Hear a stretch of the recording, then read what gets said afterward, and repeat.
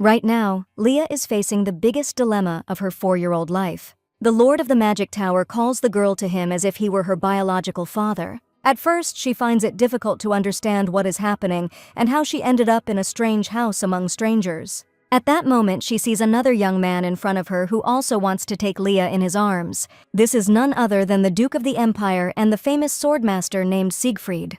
He argues that time should be divided equally and that the girl should not sit on Kyrgios's lap for more than 10 minutes. Realizing that a fight is brewing, Leah asks everyone to calm down and just listen to her. They behave too childishly, and there is only one child in the house who is allowed to do this. The high priest decides to intervene, reminding them of the main condition they discussed last time. Quarrels in front of the child are strictly prohibited. The instigator will be banned from communicating with the girl for 2 weeks. If they are going to continue the argument, the priest Caesar suggests doing it elsewhere. But the main thing is that their turn is already over, and now Leah should be in his caring hands. This is becoming unbearable. She did not want such a fate for herself at all. It's hard to believe, but the only Duke of the Empire actually sees Leah as his daughter, and the great magician Kyrios Erhard argues with the Duke for the right to take her in his arms. Only the High Priest, who embodies the catalyst of light, calms the two heated rivals. These three are the heroes who saved the kingdom from the 5 strongest demon kings. And so, 3 powerful warriors are ready to fight against each other for the opportunity to spend a few more minutes with the child. Each of them seems to be competing for the right to officially become Leah's father.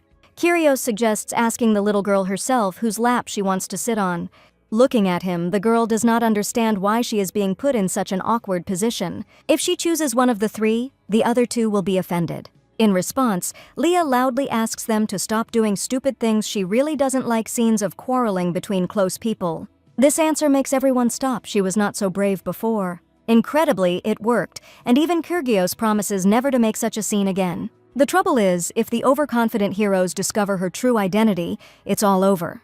Leah is the enemy of these 3 heroes, although now they see her as just a sweet girl. The heroes have placed the demon lord next to them, who will bring destruction and chaos to the world.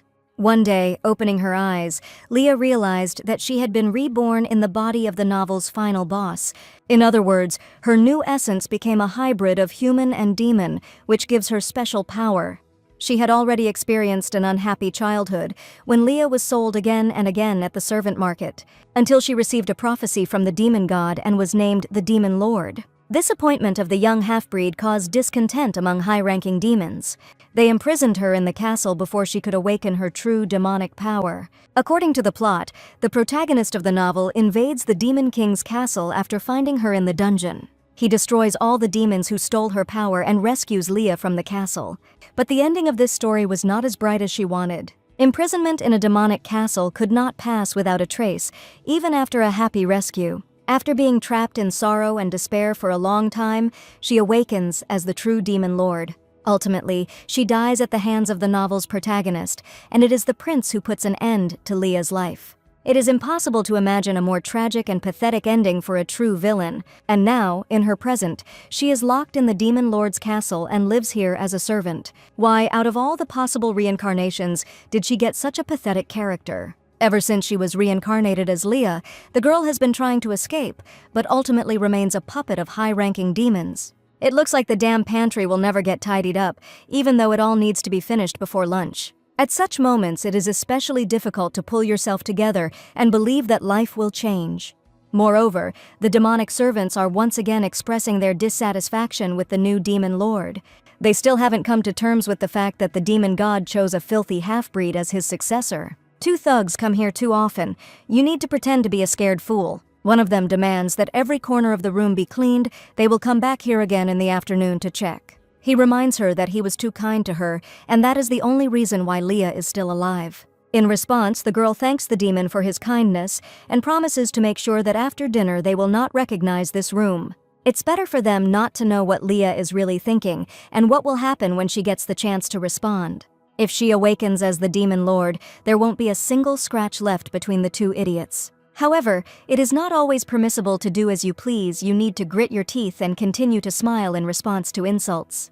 Leah realizes that if she unleashes her power right now, it will be a great gift for her hidden enemies. In the original story of this world, the protagonist defeats the demon lord, preventing chaos. The plot doesn't seem so trivial when you yourself are reborn as the main villain. Despite her talent, this girl suffered abuse and exploitation throughout her life, continuing to dream of a future. And even the prince who could give her a happy future ultimately brings death. It's hard to remember the last time Leah had a heart-to-heart talk with someone. If life continues in the same spirit, it will end in a repeat of the tragic ending. Suddenly, it's not yet clear what's going on, but the commotion in the courtyard suggests something serious. The demons scatter in fear, not even trying to fight the invaders. All that was visible everywhere were tongues of flame, which instantly engulfed almost the entire area of the main gate.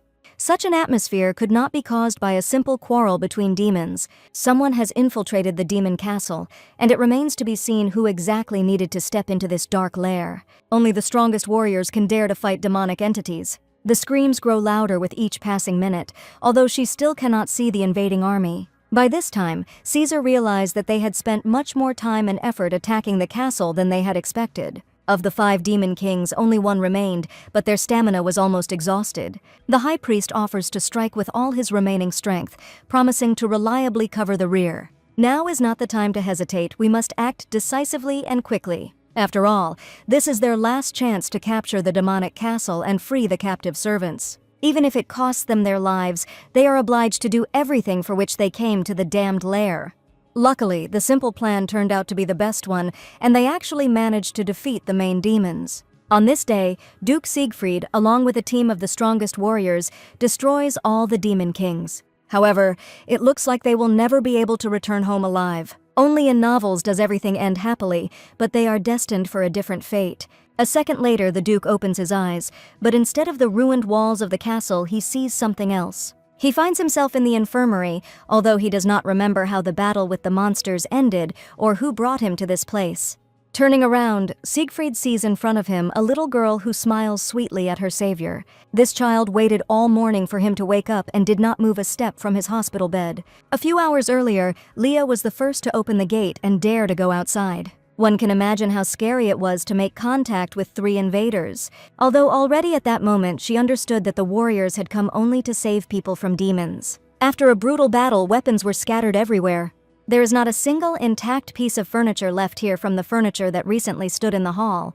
But the main thing was different today. She had to believe in a miracle. At that moment, she saw the defeated demon kings in front of her. All 5 of the strongest beings were here. With such wounds they cannot be alive, which means this day will be the first day of freedom for Leah.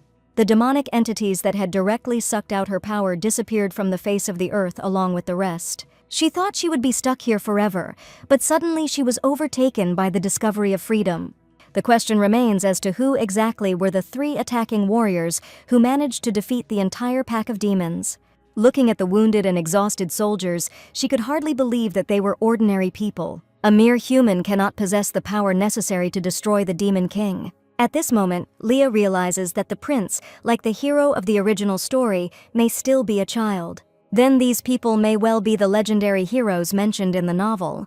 The original plot does not describe them in detail, only a few words are said about the attack on the castle. Even though the capture was successful, the heroine failed to escape, so Leah didn't attach much importance to it. If she was right, the heroes considered the 5 demon kings to be their true enemies and main target. The truth is that there was no true demon king among them, and only she knows the name of the overlord. This means that under normal circumstances these people should have died and remained within the castle walls forever. Suddenly she notices a strange object next to the main warrior.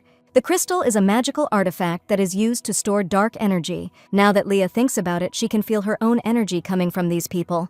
The 5 demon kings used magical stones to channel her power. The previous heroes must have realized this and destroyed the magic crystals during the battle with the demons. Leah should think about how to change the original scenario and not die at the hands of the first prince. If you remember, at the very beginning she planned to simply escape from the demonic castle. But in the fragile body of a child, she would not have been able to go far. Soon the girl would have been caught up with by the demon hounds anyway. However, this is how the story of a young heroine should develop, and in her new body, Leah has the mind of an adult woman. Leah realizes she needs a way to keep herself alive without losing control of her magic. If she is able to ensure her own safety, she may well be able to avoid a bad fate. If she plays her cards right, she might even be able to awaken as a demon lord. Even if the awakening is delayed, she will be incredibly powerful. If you look closely, right in front of her are 3 ideal protectors for a fragile child. First, she decides to save the former heroes, and then use their power to escape to freedom. That is why Leah looked after the young Duke for several hours, until he finally came to his senses. Suddenly, the young man grabs her by the clothes, as if he had suspected something was wrong from the very beginning. Leah quickly states her name, explaining that she just wanted to thank the hero for saving her. But Siegfried did not ask her name. He demands that she immediately state her true identity. She loudly replies that she is a human subordinate, kidnapped by demons. Such tricks cannot deceive him. The Duke had long ago noticed the circulation of dark energy around the child's body. He better answer the question correctly, otherwise he will have no choice but to destroy the demon. Now, looking into his eyes, she must tell the truth whether the girl is a hidden demon lord. Leah admits that only half of her being was human. In other words, she is half demon, and the Duke was right in some ways when he noticed the strange aura. Humans and demons may look almost the same, but inside they are completely different species. He understands that there is nothing surprising in the capture of a half-breed. Demons do not recognize representatives of other races. Arrogant demons treat even their own children as subordinates, unless they are purebloods. Taking a closer look, the Duke notices that this former servant of demons looks too young. When he learns that Leah is only 4 years old, he can hardly contain his anger. Siegfried reminds her that there were no creatures like her in the world before. In response, she states that she knows about this very well. Her mother told her the story of how half-breeds appeared a long time ago. To ensure that Leah would never be discovered, her mother ordered that this information be kept strictly confidential. Only now does the Duke remember that the child must have living parents who have been searching for their daughter for a long time. However, if the parents were alive, they would not have left the child as a servant at such an age. By the way, if the Duke has no questions, it's time to let go of his little savior. This girl decided to help the warriors from the very beginning, although it is still unclear why she does this. Mom always taught Leah to help sick people so that they don't suffer and recover faster. There can be no selfish motives in the child's care. He just needs to trust the girl. Siegfried suddenly realizes that he has forgotten a simple truth, and only the child reminded him of the main thing. 5 minutes ago, he was threatening a fragile little girl. Is this how heroes behave? He promises to repay her for saving him someday, but for now, he needs some rest. Now the whole team is saved, you can clearly see the situation and think about what happened. The Duke was almost certain that they would die during the assault on the demonic castle, but death passed them by. The demonic energy that had been devouring them for many years simply disappeared after the destruction of the 5 demon kings. They managed to destroy all the surrounding forces around the castle. People will be safe for some time. Meanwhile, Leah carefully watches how the main warrior from the team of heroes behaves. Realizing that Siegfried will have to lie in his room for a long time, she quietly goes out into the corridor. At some point, she began to think that she would be discovered. However, everything went well. None of the heroes learned about the true identity of the little girl. Fortunately, the Duke did not think to ask a single leading question that would have revealed the truth to everyone. During the conversation, Leah referred to a non-existent mother, and the young warrior believed the touching story. While she was dragging the heroes to the infirmary, the girl had to endure many difficulties. But instead of repaying kindness with kindness, the boar grabbed his savior by the collar. It's hard not to feel angry when you think back to that humiliating scene in the ward. Suddenly, Leah felt the side effects of demonic energy on her new body, which had not manifested themselves for a long time. Demons usually have their own unique demonic energy, which is inherent even to half-breeds. But when energy is insufficient, they suffer side effects such as vomiting blood or fainting. This time, a similar effect occurred due to overexertion during the restoration of the energy of the previous heroes. If Leah doesn't act carefully, she risks losing all her life force. The novel's original heroine awakens as the Demon Lord at the age of 25. She has exactly 21 years before the child becomes an adult Demon Lord. We just need to find a way to control the dark energy without allowing it to take over the body. The next morning, Leah was able to explore parts of the Demon Lord's castle that she had not seen before. She finds herself in a luxurious laundry room for the first time, one of the few places left standing after the battle. The girl has been stuck in her dirty corner for so long, she doesn't intend to clean up after anyone anymore. Leah decides to take some valuables with her. Perhaps they will be useful in the future. She was able to fit almost everything she needed into one large basket. The only thing missing is clean towels on the top shelf. You need to find a way to get them from there. Even standing on tiptoe, Leah can't reach the top shelves. Her new body is still too small. Suddenly, someone appears behind her who could very well help her cope with this easy task. Judging by the voice, the man behind her was quite an adult. Having taken out clean towels, Siegfried asks not to pretend that Leah saw a ghost in the room. It must be said that his speed of recovery after injury is noteworthy. He is truly very strong. Besides, the Duke is incredibly handsome, although Leah doesn't plan to spend much time admiring his appearance. Without even realizing it, she suddenly realizes that she has been looking at the young man's face for too long. The girl declares that all useful items must be taken with them because the demons will no longer need them. It turns out that Siegfried will have to drag her across the floor, since he does not intend to upset his little assistant. This time he himself is obliged to act as an assistant, repaying her for her kindness. He doesn't consider himself so ill as to allow the child to do difficult work. Perhaps if Leah hadn't extracted the demonic energy from him, his gaze wouldn't have been so cold. At this moment, the Duke notices that the young lady's gaze has changed dramatically. She began to avoid eye contact, as if she regretted her request for help carrying things. Today, Leah had another meeting ahead of her, and it seemed this hero wouldn't offer help. This warrior with fiery hair tied up in a ponytail is not happy with the little girl acting like a boss. Kyrios reminds that after all the demons have been destroyed, the castle should be carefully examined. He is one of the legendary heroes and the greatest magician, and is also the ruler of the magic tower. For the sake of a bright future, the girl again has to pretend that she doesn't notice the rudeness. She tells the young man that all the necessary medicines are in her basket. However, Leah never receives a proper response to her expressions of concern for the wounded soldiers. Siegfried has to remind his friend who exactly healed their wounds before they could get back on their feet. He is sure that one must not let down one's guard just because the girl slightly patched up their scratches. How can one trust an unknown child who was found in the Demon Lord's castle? The magician believes that the little girl has some plans hidden behind her innocent appearance. The Duke asks people not to pay attention to Kyrgios's stupid suspicions. He is not quite right in the head by nature. It feels like Siegfried regrets what happened to the girl in the dark castle. Now is not the time to sort things out. They cannot be allowed to quarrel. Leah states that she has long been accustomed to this kind of attitude. People often dislike her. Having said these words, she suddenly realizes that Kyrios's mood has changed dramatically. It seems he himself regrets that he said stupid things about the child instead of thanking Leah. If he is ashamed, it is better to say so directly and apologize before she harbors a grudge against the magician. Siegfried decides to apologize for his negligent friend himself, although he did not ask for an apology at all. However, even after this, the girl insists that she is not angry with the great wizard. This kind of reaction can surprise anyone. Usually children immediately get offended and don't behave like that. In any case, right now they need to check on the third warrior. He is still in the ward. Leah heard that this young priest suffered the most during the battle. Compared to the other two, Caesar should be more vulnerable to the effects of demonic energy. This brave warrior with silver hair sparkling with holy power has still not come to his senses. As befits his title as high priest, the priest uses holy power, the opposite of dark energy. The Duke asks her not to worry about the basket. He was just about to put it on the floor. It's even strange that the girl is so worried about things. To quickly implement the plan to raise her future protectors, the girl must heal Caesar. Even though she had extracted the demonic energy, the wounds would not heal on their own even with the help of holy power.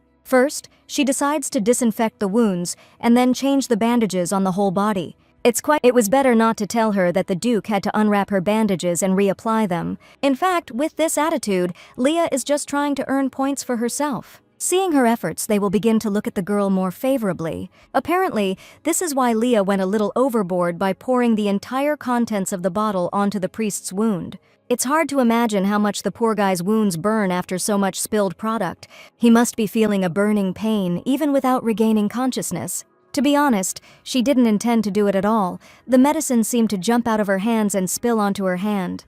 Quickly wiping away the spilled medicine, she begins to slowly apply a bandage to the wounded skin. Looking at this absurdity, Kyrios asks her to step aside. He himself can easily handle this matter. At that moment, it becomes clear that Leah's efforts were not in vain. After a long sleep, Caesar opens his eyes for the first time and speaks his first words. This is the most long-awaited event one can imagine. The priest has actually regained consciousness. However, Leah planned to quickly heal him and then quietly leave the infirmary. According to the original story, it is the high priest Caesar who despises demons more than anyone else. If he senses demonic energy, her plan will end. He will surely easily discover the girl's true nature, as Duke Siegfried once did. Instead, he suddenly admits that he sees before him an angel in the flesh sent by the god of light. This is exactly the kind of creature Caesar sees in the face of the little girl he met after waking up. A moment later, the priest suddenly realizes that he has said something stupid. He asks the young lady's forgiveness for this awkwardness, since he should have known her name first. Kyrgios reminds that besides his child, there are other people around him who are worthy of attention. This girl is really very sweet, but after a fierce battle, it is necessary to have a conversation with comrades in arms. A priest understands better than anyone how important it is to care for all beings living in this world. Angelic children like this girl deserve to be treated kindly and given due attention. Isn't it natural to mistake such a charming and sweet child for an angel? Before, Leah was afraid that Caesar would sense her magic, but now everything becomes clear. The priest thanks the girl for her care. Only with her help was Caesar able to come to his senses. It's a pity that the bandage on his hand is wrapped so badly, it slightly spoils the joy of the meeting. The young priest realizes that the girl worked hard, taking care of everyone on her own. He thanks her again for her help and asks her not to worry about the bandage. Such trifles are not worth attention. From that day on, Caesar promises to take care of her in the same way, thanking the girl for her kindness. He asks to be called by his first name, avoiding formal titles. Looking at a priest, you want to give him wings and then he will look like a real angel. In response, Leah also asks to be called by name. She is incredibly happy about this new acquaintance. Caesar is looking forward to fully recovering and being able to spend more time with her. After he wakes up, Leah heads to the kitchen to get some food. No one doubted that the suspicious Kyrios would follow her under a stupid pretext. By the way, the kitchen in the demon castle was a rather unusual place. There is even a protective spell with a powerful magical seal on the kitchen cabinet. There was luxury in every part of the castle, with the exception of one place where the girl was placed. The best meal for their patient would be soup, so they should find suitable ingredients here. Kyrgios believes that his friend will recover in no time. There is no need to worry about him so much. He himself didn't notice how carried away he became by discussing food, as if he had recently begun to listen to her opinion. The young man asks her to lay out the ingredients on the table and to find a place for herself somewhere nearby. Caesar will definitely kill him if the girl accidentally gets hurt, so it's better to leave this matter to him. It is clear that this warrior was the strictest of them, although after what happened he could have behaved more politely. Placing his hand on the stove, Kyrios realized that it was powered by contact with magical power. He decides not to waste time by activating magic to simply turn on the stove. But the main thing that seriously worried him was the girl's reactions to all his stupid reproaches. Even after all these reproaches and cold treatment, she doesn't look like a frightened child at all. This is perhaps the most unusual child that Kyrgios has ever encountered. After a short pause, he decides to ask her a slightly unusual question. The young man wants to understand why Leah never cried like other children would. She doesn't immediately understand the essence of the question. It really did sound rather strange. Kyrgios just wanted to say that Leah is acting like a mature person despite her current situation. In response, the girl states that much worse things can happen in life if she starts to act up. Understanding what she was hinting at, he assures her that he had no intention of harming the defenseless girl. It becomes clear which card needs to be played to win his favor. Deciding to play on his sympathy, she admits that she noticed Kyrgios's attitude from the very beginning. There is nothing wrong with the fact that he didn't like the girl. It happens. Such a half-breed is not liked not only by people but also by demons, and Leah has long since gotten used to this. So we can assume that everything is really in order, and the young man doesn't need to worry. With such words, the sweet child hints at the brutal treatment that the demons showed her. She is only 4 years old, but in her short life she has endured too much. If you think about it, Leah lived in the demon castle without a single adult to rely on. After listening to the girl, he asks her to stop such conversations. They hurt her soul too much. So the sympathy card didn't work, but a pleasant smell might lift your spirits a little. Noticing that Kyrios is about to feed the priest fried food, Leah demands that he make soup. At that moment, she starts coughing again due to the demonic energy that has accumulated inside her. Kyrgios can't be allowed to see this, otherwise the relationship with him will get even worse. Turning sharply towards the door, she promises to return to the kitchen in a few minutes. You should find a safe place to stay so you can calmly survive the side effects that come your way. However, the symptoms began to manifest themselves with such force that it was no longer possible to run to the end of the corridor. Things are too bad. Leah must find a way to control the magic. She was sure that the blood the girl had coughed up last time was the end of this horror. But right now, the side effects of restoring her demonic energy are manifesting in a new way. At such moments, it is better to just sleep until the body recovers. She decides to tell Kyrios that she is too tired and needs to go to bed earlier than usual. It is unlikely that you will be able to convince the young magician, but there is no other choice. A few minutes later, she returns to the kitchen, but the atmosphere here has changed dramatically. Caesar feels much better and invites the girl to have a snack with them. However, she is very tired and wants to sleep. She asks to be left alone for a while. The priest reminds that children should not skip meals. At least they need to eat before bed. As he watches Leah go, he realizes how much the unfortunate child has had to endure recently. Finally, Kyrios can ask directly who the found girl really was. He still doesn't understand how she managed to survive in the demonic castle. According to her, this child is a half-breed, and she was a servant in the demon lord's castle. It is known that until now, not a single half-breed has appeared in that dark place, so how is the little one different from the others? When Siegfried first saw her, he believed that Leah was the demon lord in disguise. Caesar also felt a weak energy, but it definitely belonged to a demonic entity. Miss Leah is quite a nice girl, but the priest advises against jumping to conclusions. The child's life has been too hard so far, which is why she is acting a little strange. It's worth at least remembering that dry, brittle hair and thin, fragile body. Torn clothes clearly indicate that the girl never knew her parents' love. Only the bright, jewel-like eyes still shine on Leah's fair face.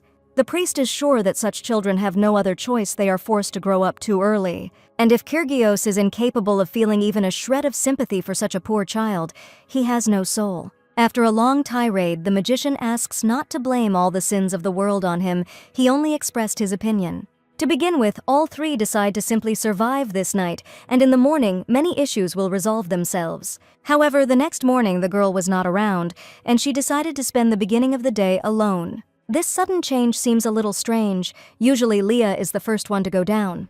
Caesar is also sure that yesterday's conversation with Kyrios could have seriously offended the child. If you remember, for the last few days she always appeared in this room, greeting those gathered. Perhaps she is not feeling well, and that is why Leah refused to spend yesterday's dinner with everyone. You wouldn't expect this from Kyrios, but it's he who suggests going in search of her. After checking every room and not finding Leah there, they find themselves next to the last door. There are quite a lot of spacious and clean rooms here. Would she really sit in a dark dungeon? Without wasting any time, the young man quickly opens the heavy doors. However, what he sees before him makes even his frozen heart melt. On the cold floor of the dungeon, they discover the same girl who recently helped them in the infirmary. Only now she needs help, the baby is barely breathing, and soon something irreparable will happen. It is unclear what she was doing in this place, but Kyrios understands that she has a high fever. Looking up, Leah notices 3 heroes. She didn't want to burden anyone with her illness. The girl states that being near her can easily make you sick. Having said these words, Leah tries to get to her feet, although everyone unanimously asks her not to do so. Siegfried no longer intends to discuss various nonsense. He takes her in his arms, pushing his friend aside. This little girl needs their help more than ever. They can't just stand aside and watch. All this time, the demons are watching her closely from their dark abode. They don't understand why the demon god chose a weak child as the new demon lord. If the original heroine suffered the same way she did, Leah wants no part of it anymore. All these people are mentioned in the plot as heroes, but are they really heroes in her story? However, if the 3 warriors had not been in the demonic castle, she would still have to live as a servant. It's strange, but the young people suddenly decide to leave her alone, as if forgetting about the girl. If they leave, she will never get out of this hell, remaining here forever. At the last second, she begs them to stop. These 3 are the only ones who were in her dark life. A moment later, she suddenly finds herself in a wide, comfortable bed. Instead of the drafty wind of the dark room, it was quite warm here. Besides, the light warriors had no intention of leaving her, otherwise there would not have been a priest nearby. It seems they discovered her in this state too late. Now everything is in God's hands. Kyrios asks to explain why the girl cannot be healed with the help of divine power. It's a shame, but she still has demonic blood in her, even if Leah is half human. Her body is closer to human, but her own demonic energy attacks its owner. The intervention of divine power in an internal struggle can only harm the child. The magician believes that one cannot simply wait for one of her 2 entities to win. We need to find another way to cure her, otherwise after a while there will be no one to treat. The problem is that none of them are capable of truly defeating the demonic entity. It is possible to dull the pain only for a while, but Leah will have to take on the most difficult role. At that moment they hear Siegfried's voice, asking the two friends not to be pessimists. Instead of considering the girl as almost doomed, they are obliged to do everything in their power. For a long time the Duke listened silently to their arguments. The priest must clearly be wiser than Kyrios. To be honest, right now the child has a high temperature. Caesar asks a friend to go get a towel and cold water, taking some antipyretic medication with him. Siegfried decides to follow him. There should be something else useful in this place. Finally, he decides to look at the girl one more time. You never know when you'll see her for the last time. The priest remains with her, which means she can be sure that they will return in time. Everything happened too suddenly. It was their turn to help Leah. Once there, Kyrios rushes around the room trying to find everything he needs. In fact, the size of the room seemed too large to the Duke. When he saw Leah for the first time in this place, she was still completely healthy. He remembers well how persistently the girl collected valuable items from the laundry into a basket. Even the Duke had a hard time dragging this basket into her room, although she was ready to do it without help. At this point, the friend decides to say something while they are alone. He does not. Could it be that the demons sent the child to them on purpose, planning a counterattack? In this case, they risk finding themselves in danger again, only this time the demons will take revenge. In response, the Duke admits that he understands Kyrios' feelings perfectly. At first, he also doubted and even allowed himself to do something that he later deeply regretted. However, he then realized that Leah was a 4-year-old child who was able to take care of them. If you think about this more often, all doubts will gradually disappear and will no longer appear in the magician's head. Even if she actually does something, they will be able to stop the child. After all, these two had dealt with monsters stronger than small children in their entire lives. And now the Duke suggests that he fulfill his promise quickly, otherwise Caesar's grumbling will become unbearable. Right now, this child's treatment is more important than anything else. Her life is in danger. After a short time, the girl feels something cool on her head. Opening her eyes sharply, she realizes that never in her life had she been treated with such genuine care. You just need to understand where she ended up and why everyone else has to take care of her. Hearing her scream, the priest asks her to calm down. Leah is completely safe. Strangely enough, the imbalance caused by the struggle between the light and dark forces within her has stabilized. What's even more surprising is that the three heroes seem to devote all their time to her, even though they recently didn't trust the girl. Today, Kyrios is unrecognizable. He promises to destroy every demon responsible for Leah's imprisonment. So, right now she is in one of the 5 demon lords' bedrooms. The Duke asks his friend to calm down a bit. He mustn't frighten the sick girl with his screams. However, the wizard was right about one thing, because Leah could have occupied any room instead of spending the night in the dungeon. The young Duke has no idea that it was she who was behind the 5 demon kings. The story unfolds completely differently from how Leah remembers it. If the heroes find out what the novel's original heroine is really up to, they won't leave things as they are. Not much time has passed since she entered the world of this strange novel. But the truth is that this time was enough to hate the damn dark place.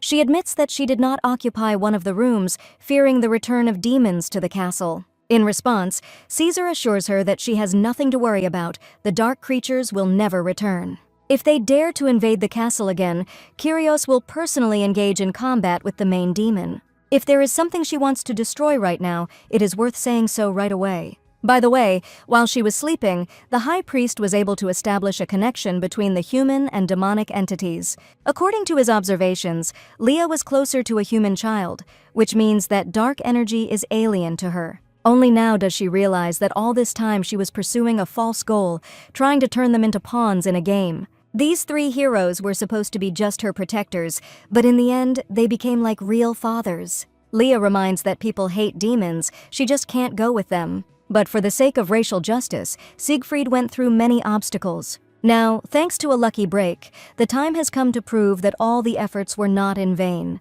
So it's time to stop worrying about things like how people around her feel about her personality. It's a pity that many years ago, when she lived in another body, there were no such heroes around her. Tears well up in Leah's eyes, the result of a long search that ended the same way. Kyrios demands that she never say anything like that in front of the child again. The Duke brought her to tears with his speeches. For the first time, someone is paying attention to her feelings, staying close and worrying when she's in pain. This is what is called having real protectors, which every girl dreams of. Leah admits that she is very happy to hear Siegfried's invitation to go with them. Such a surge of emotions always happens after long experiences, but she will soon come to her senses. However, Caesar advises her not to cry too much, otherwise this activity will tire her out. It would be better to save such advice for another time. Now is not the time. In the end, they decide to go back to the Empire, since their little girl is completely happy. The journey to the capital turned out to be long, but within a few days they arrived at their destination. The atmosphere in the capital was so different from the castle that it was as if Leah had entered a new world. This city looks more like the one in which the fairy tale princess from the book lived. Caesar understands that at first it will be a little difficult for her to get used to the local views, but soon she will get used to it and will call this place her home, as usually happens. Of course, Kyrios will rid her of any scoundrels who dare to bother the child. However, the first such person is the Duke, who forbids the girl to stand up while riding. At this point, Kyrios remembers one important task that needs to be completed before arriving. Someone must take on an important role and constantly look after the capital's new guest. To be honest, the magician spoke about this a little at the wrong time. He should have waited until she was not around. Siegfried reminds us that we should at least keep our mouths shut sometimes. The Lord of the Magic Tower can endure a lot, but he is not used to receiving such reproaches. He explains to Leah that this is a completely different matter. They would like to spend time with her at least every day. But adults always have a lot of worries, so they need to find a safe place to live. In case Kyrios said something stupid again, he didn't mean at all that the demon would necessarily awaken. Caesar decides to take this upon himself. He reminds himself of the power of his divine power. As the high priest of the great temple and the first servant of God, he is the one who should become Leah's guardian. Kyrios considers this complete nonsense. The magic of his magic tower will cope with the manifestation of the dark essence quite well. However, Siegfried is sure that both friends are talking nonsense, because the girl should grow up in a knightly family. It looks like the one whose guardian every warrior wants to become will have to intervene in the dispute again. If they can't decide, Leah suggests that all three become guardians if possible. After a short pause, all three again offer to become the baby's sole guardian. Realizing that the choice is hers alone, Leah suddenly stands up right in the middle of the fast-moving carriage. A second later, she throws herself into the Duke's arms, although he did not expect such a reaction at all. She promises to behave in such a way as not to cause trouble with her behavior. In fact, she has a chance to find a powerful patron in the person of Duke Siegfried. It could be said that Leah had three guardians at once, but for security reasons, she stays at the ducal estate. The magic tower was dangerous due to magical incidents, and the great temple did not always accept demons. Thus, she said goodbye to Kyrios and Caesar for a while, remaining with the main defender. What she saw inside Siegfried's estate was beyond imagination. The servants are already meeting their master on the threshold of the huge estate. They have been waiting for his return for a long time. Everyone is already aware that it was the Duke, along with 2 warriors of light, who defeated the 5 demon kings. Naturally, the Dowager Countess Ghiberti had prepared in advance for the return of the young hero. The Duke thanks his aunt for her work. She worked on the estate while he was away. However, the young lady was not supposed to return from the journey with him. No one wanted that. Looking at the Countess, Leah understands that this woman will never agree to accept her into her home. Siegfried explains that he met this sweet child during the expedition, and that the girl will live with them. Perhaps it was normal for this woman to be unfriendly to a new guest. The young gentleman asks that you make sure that the young lady is comfortable here. As usual, Countess Ghiberti skillfully pretends that she is happy to provide support in raising the child. At this point, the Duke leaves everyone present, taking the little guest to her room. Already at that moment, an uneasy feeling does not leave Leah. She understands that she has made enemies for herself. It feels like there's someone in this house who doesn't want to see other people's children near the Duke. However, these are her personal difficulties, but Leah has other plans. Almost immediately after his return, Siegfried had to urgently leave on important business. The girl asks him not to worry about anything. She will wait for his return in the evening. Looking at her, he again remembers the dungeon in which the little girl was held. In this house, no one will dare to spoil her mood. Siegfried promises to personally ensure this. Watching him go, Leah realizes that one evening might not be enough to sort through all the documents. Luckily, right after that she makes a new friend. It was a maid named Nora. She is an ordinary servant, but she plays a far from insignificant role in the girl's life. In response to the greeting, Leah politely states her name, although in her position she can behave more freely. Nora reminds her that the bath is ready for the young guest, and then she will show her the nursery. Only now does Leah suddenly realize that she hasn't taken a bath for too long. If she tidies up and looks presentable, some family members will change their attitude towards her. The Duke's bathroom in the mansion turned out to be as luxurious as the Demon Lord's castle. By the way, Leah can easily handle it herself. She easily relieves the maid of this duty. After these words, Nora's mood suddenly changes, as if the girl had accidentally said something offensive. In reality, she just didn't want to burden her, hoping that it would be perceived completely differently. But the expression on her face became as if the girl would now have to apologize for a long time to her new friend. She feels even more awkward than when someone bathes her. If you remember, Nora looked surprised when she first saw the girl's emaciated body. She asks her how old the little guest is this year. When the maid learned that she was only 4, she was delighted, because at that age children prefer to receive help. The trouble is that if Leah refuses the help of a servant, she will be given a much more difficult job. She will not force the girl if Leah insists on taking a bath on her own. Without even listening to her to the end, Leah immediately asks for help to wash herself. She can't do without the help of a maid here. Suddenly they hear sounds from the door. Someone decides to enter the bathroom without knocking. It turned out that Countess Ghiberti had been waiting for them upstairs for a long time. She was dissatisfied with the maid's slowness. The lady Leah saw last time is gradually beginning to show her true colors. This woman entered here without knocking on purpose to show who was the real master of the estate. The Countess demands that preparations for the reception be completed as soon as possible. We can't mess around here for so long. However, the young lady's skin is too sensitive, so Nora decides to wash it more slowly than usual. In response, she states that this is not the first time she has heard such excuses from the maid. It was better not to keep the Duke waiting. The young master had already allocated valuable time for them. By the way, even this seems too slow to the Countess. The woman loses the last remnants of her patience. Suddenly, she snatches the comb from the maid's hands to comb the child's hair herself. A second later, Leah feels as if someone really wants to rip out all her hair by the roots.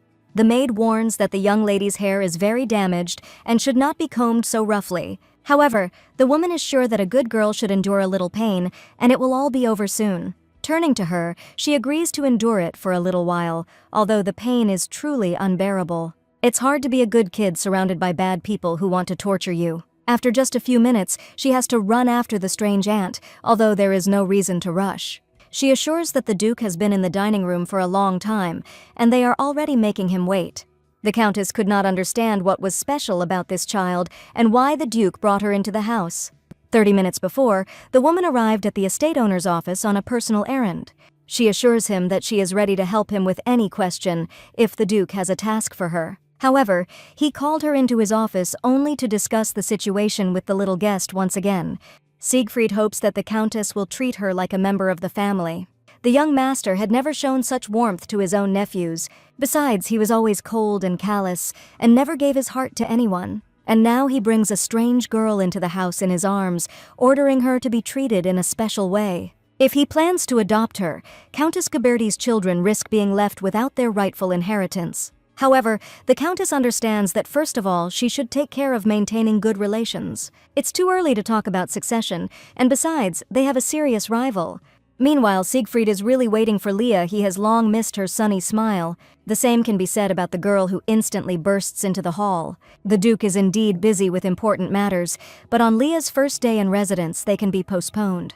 The young man went down to the dining room just to have lunch with her. However, she shouldn't worry about this. Adults are obliged to find time for the most important things. Unexpectedly, the Countess decides to take care of the baby herself, although she was never known for such an attitude. The woman insists that you shouldn't put off urgent family matters for the sake of lunch. The Duke reminds that he spends time with Leah only of his own free will. He appreciates his aunt's concern, but asks her not to say such nonsense in the future. Having understood everything at a glance, Countess Ghiberti asks forgiveness for her small mistake. The gentleman decides to change the subject by reminding the girl about the creamy stew prepared by Caesar. This cunning man made a dish especially for her, hoping that she would change her guardian's choice in his favor. Siegfried guarantees that the meat prepared by the estate's head chef will be much tastier. By the way, if there is something in the house that is inconvenient to live in, he is able to change it in one day. Everything was great, but Leah still wants to visit one place if he doesn't mind. We are talking about a library, access to which is possible only with the permission of the owner of the estate. It's quite strange to hear such a request from a 4-year-old girl, isn't it? In fact, in the hero's family library, she will be able to find materials that will help her awaken. As a pretext, she declares that she dreams of one day becoming useful to Siegfried.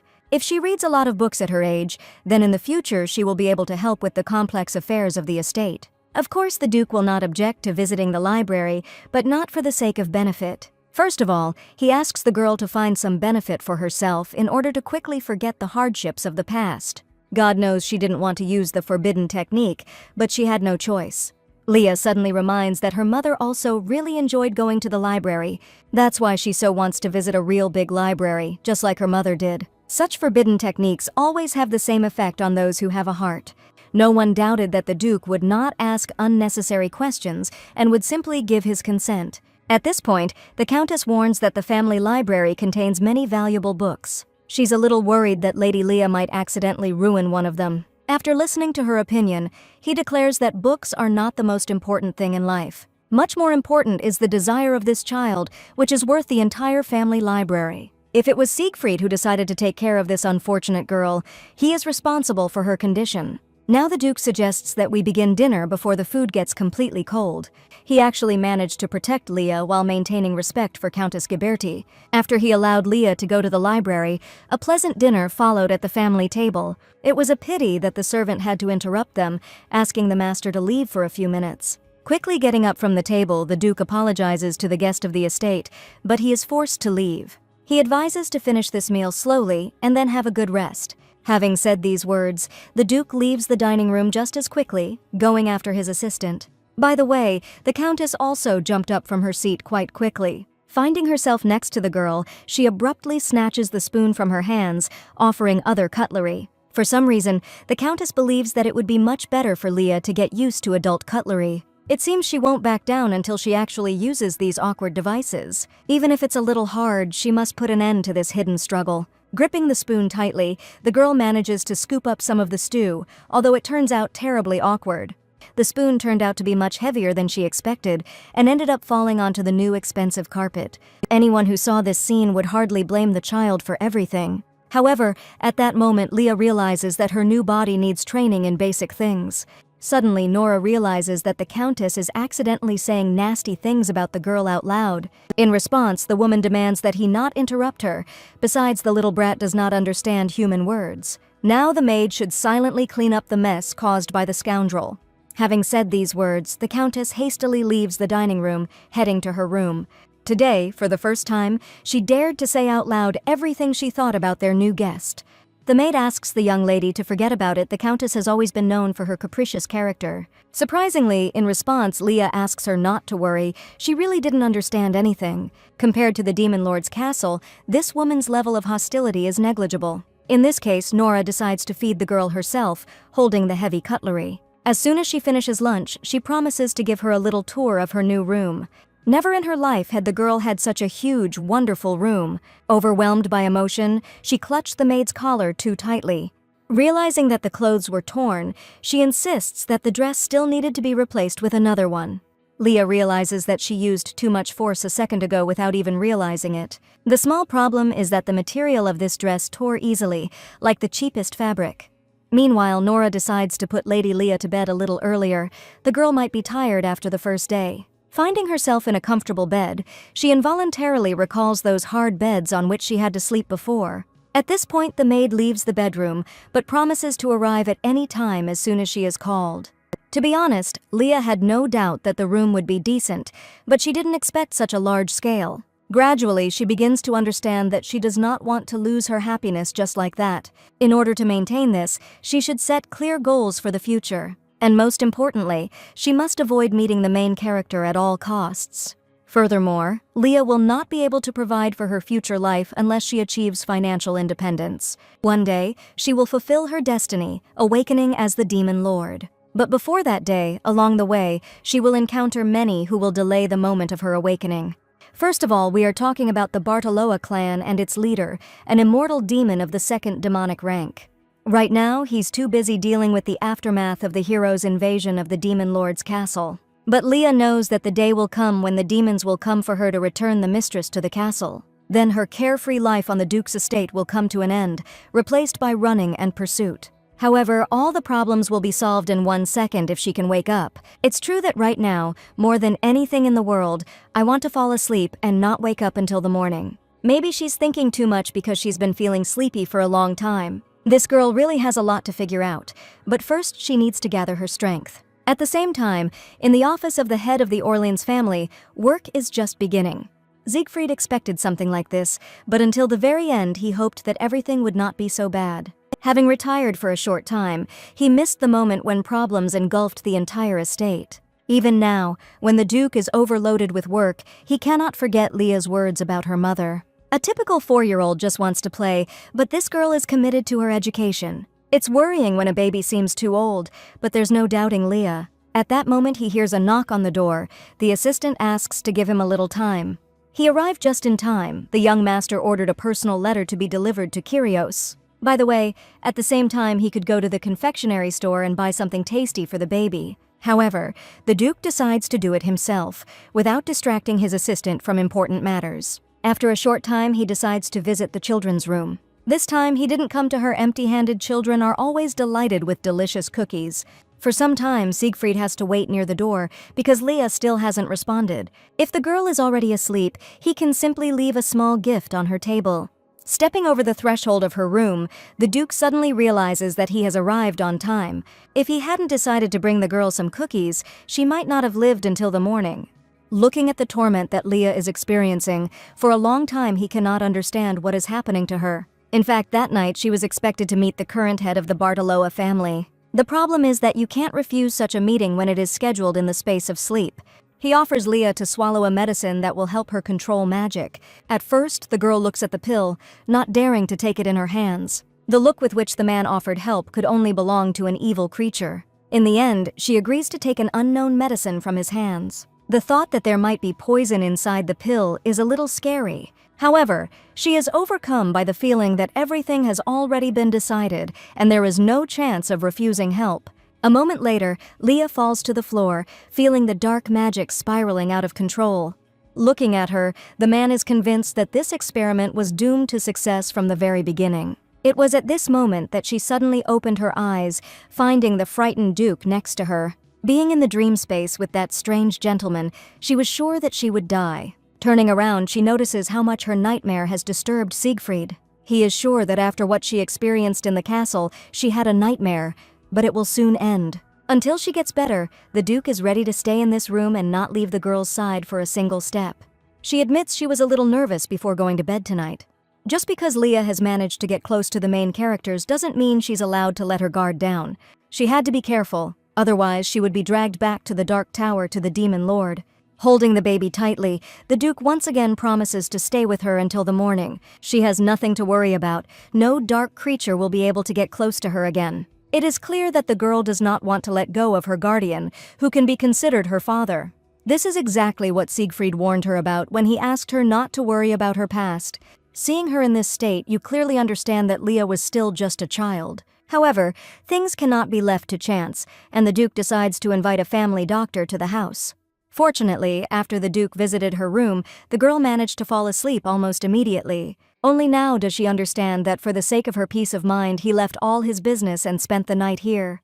He spent the whole night with her and was only able to get a few hours of sleep in the morning. Every day, Leah understands more and more that she was not mistaken in her decision regarding the guardian. Now that the night is over, the Duke wants to understand what caused the nightmares.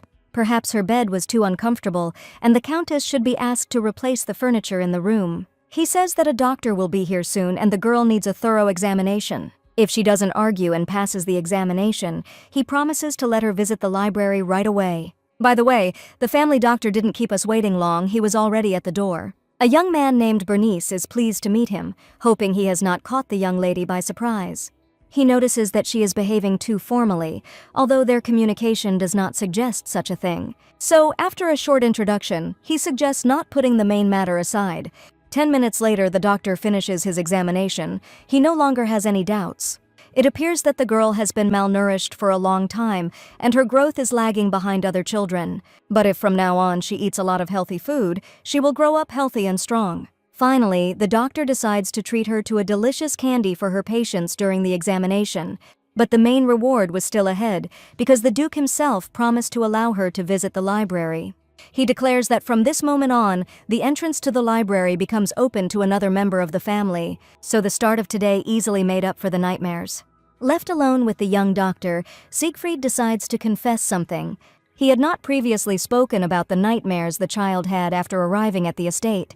After some thought, the doctor decides to link the nightmares with some psychological reasons. The young lady lived as a subordinate in the Demon Lord's castle, and the Duke knows what they are capable of. The memories that live in her subconscious cause recurring nightmares. To ease the anxiety, you need to relieve the girl of her biggest fears. It is obvious that Leah's main fear is the fear of being forgotten and abandoned by everyone. This is clearly evident from how she strives to be useful to someone. You need to keep a close eye on her until the nightmares stop appearing in her dreams.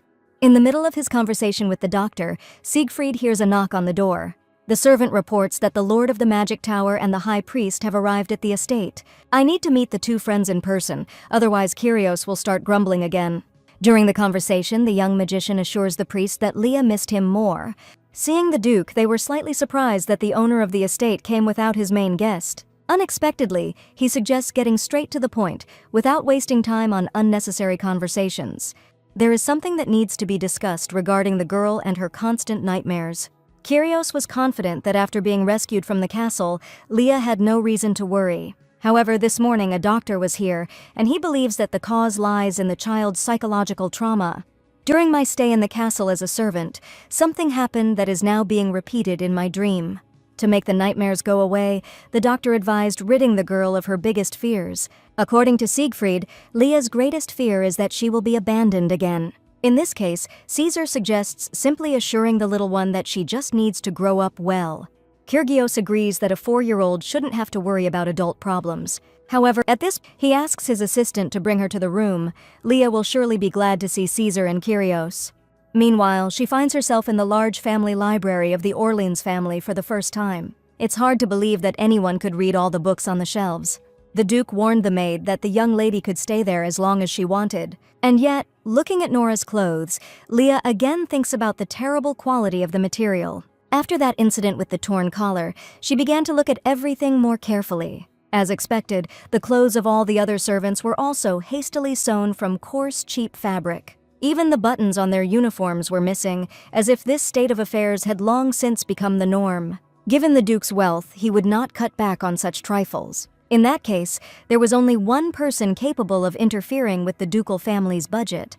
No one other than the chief manager of the estate has access to everything related to the expenses of maintaining the estate. By the way, she was the only person in the entire mansion wrapped in luxurious fabrics. It is curious that, remembering this man, she herself appears before Leah. Snatching the book from the girl's hands, the Countess reminds her of the value of these family books. She forbids touching them without permission, and especially taking them into one's hands. Now this woman follows them around, ready to find fault with every little thing at any second. The way she nitpicks every word she says is a masterpiece in itself. At this moment, the butler appears at the door. He has an order to bring the young lady to the Duke. The news was quite unexpected, since Siegfried himself had allowed her to spend the whole day here. What is also unexpected is that, having heard the master's order, the Countess decides to hurry the baby a little. Her voice became so gentle as if she suddenly fell in love with this beautiful child. As a result, the woman decides to carry Leah in her arms straight into the office of the young owner of the estate. Next to the two heroes, she immediately notices a huge pile of books on the table. While giving the girl away, the Countess does not forget to express her admiration for the ruler of the Magic Tower. The Duke hopes that his aunt will not mind leaving them alone for a while. Only a day had passed since their last meeting, although the priest had already begun to miss Leah. He can no longer imagine his life without her. The girl truly resembles an angel. True, Kyrgios remains true to himself, once again expressing dissatisfaction instead of a greeting. A 4-year-old child should not spend time in the library. She should just play and have fun. Leah, these books are not worth paying attention to. They are needed by adults to understand how to raise children. Caesar decides to talk about his recent conversation with the priests in charge of the orphanage. They recommended using play-based methods to teach Leah basic concepts. You can think of it as an educational game, although it looks quite funny. The idea is to get to know different professions firsthand. If Caesar had known that Leah was a child only in appearance, he would never have suggested such a thing. However, it is this proposal that can help her quickly solve the problem with the Countess. If you think about it, this is the perfect chance to expose this woman's misdeeds to Siegfried. A few minutes later, she returns to the office, having decided to dress up as a maid. Kyrios believes it's better to dress up as a magician than to begin learning the profession as a maid. Her real goal is not to master the profession at all. The girl intends to expose one person. When asked by the magician, she states that the maids have always been kind to her, so she is eager to learn about this profession. In other words, she is obliged to experience firsthand the difficulties of this important work. However, there is no reason to refuse her this. The Duke decides to support Leah. This is the best answer one can get from the greatest swordmaster and kindest guardian in the world. Not everyone in this house considers the Duke to be the best, especially if we remember Countess Ghiberti. She believes that he does not dare treat her like a servant in the presence of other people. He asked her to leave the office in such a tone as if he saw her as an ordinary servant. The Countess can probably bear anything, but now the future of her children is at risk. Siegfried pours out all his care on this unknown girl without even thinking about his own nephews. The first thing he did was call a doctor as soon as he became concerned about the health of his new charge. It's hard to understand what tricks this brat resorted to, but the Countess must quickly drive her out of the estate. Having found the maid, she orders the young lady to be dressed in a maid's costume, since that is what the master has decided. In this position, she cannot simply stand by and watch her own downfall. Otherwise, a low-born creature would inherit the title of Duke, and she would be unable to prevent it. Having received permission for play-based learning, another idea comes to Leah's mind. In order to make it happen, she must see Nora as soon as possible. The girl should check the uniforms of all the other servants if she decides to master this type of profession. Suddenly, she asks to arrange a meeting with other estate workers. There was no difficulty with this. The maid could arrange such a meeting right now. 10 minutes later, they find themselves in the kitchen of the mansion, which slightly surprised the servants. Nora explains to her friends that the young lady became curious about what was really going on in the kitchen. At this point, she reminds us that she needs a new apron to complete the look. The problem is that new aprons haven't been brought to the estate for a long time, only old and worn ones remain. In that case, the girl would be grateful if Nora gave her her own apron for a while. A minute later, she appears in a new image to which a real maid's apron is added. As expected, the problems at the estate were not limited to poor clothing, although this alone would be enough to drive the thief out of the estate forever. If you look closely at the mansion, nothing here works as it should. As they pass by the garden, they suddenly notice a quarrel between Countess Ghiberti and the local gardener.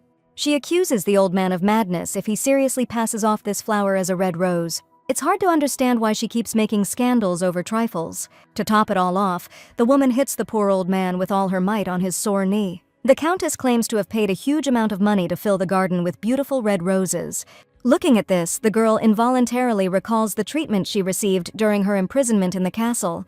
Just recently, Leah stood in front of the guards in the same way, unable to utter a word in response. Instead of explaining, the gardener is forced to simply apologize to her, promising to fix everything. She decides not to stand aside, calmly watching the outrage from afar. The watering can the girl notices in front of her is in the perfect position for one small task.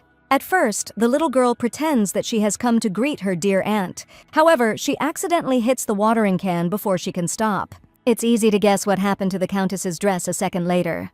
She recently ordered this expensive dress from an elite atelier. She does not forgive such actions. The woman reminds that this dress cost her more than all the dresses of the estate's maids. In response, the girl guiltily explains that she was in too much of a hurry to hug the Countess. However, she will apologize to her only after the Countess herself asks the gardener for forgiveness.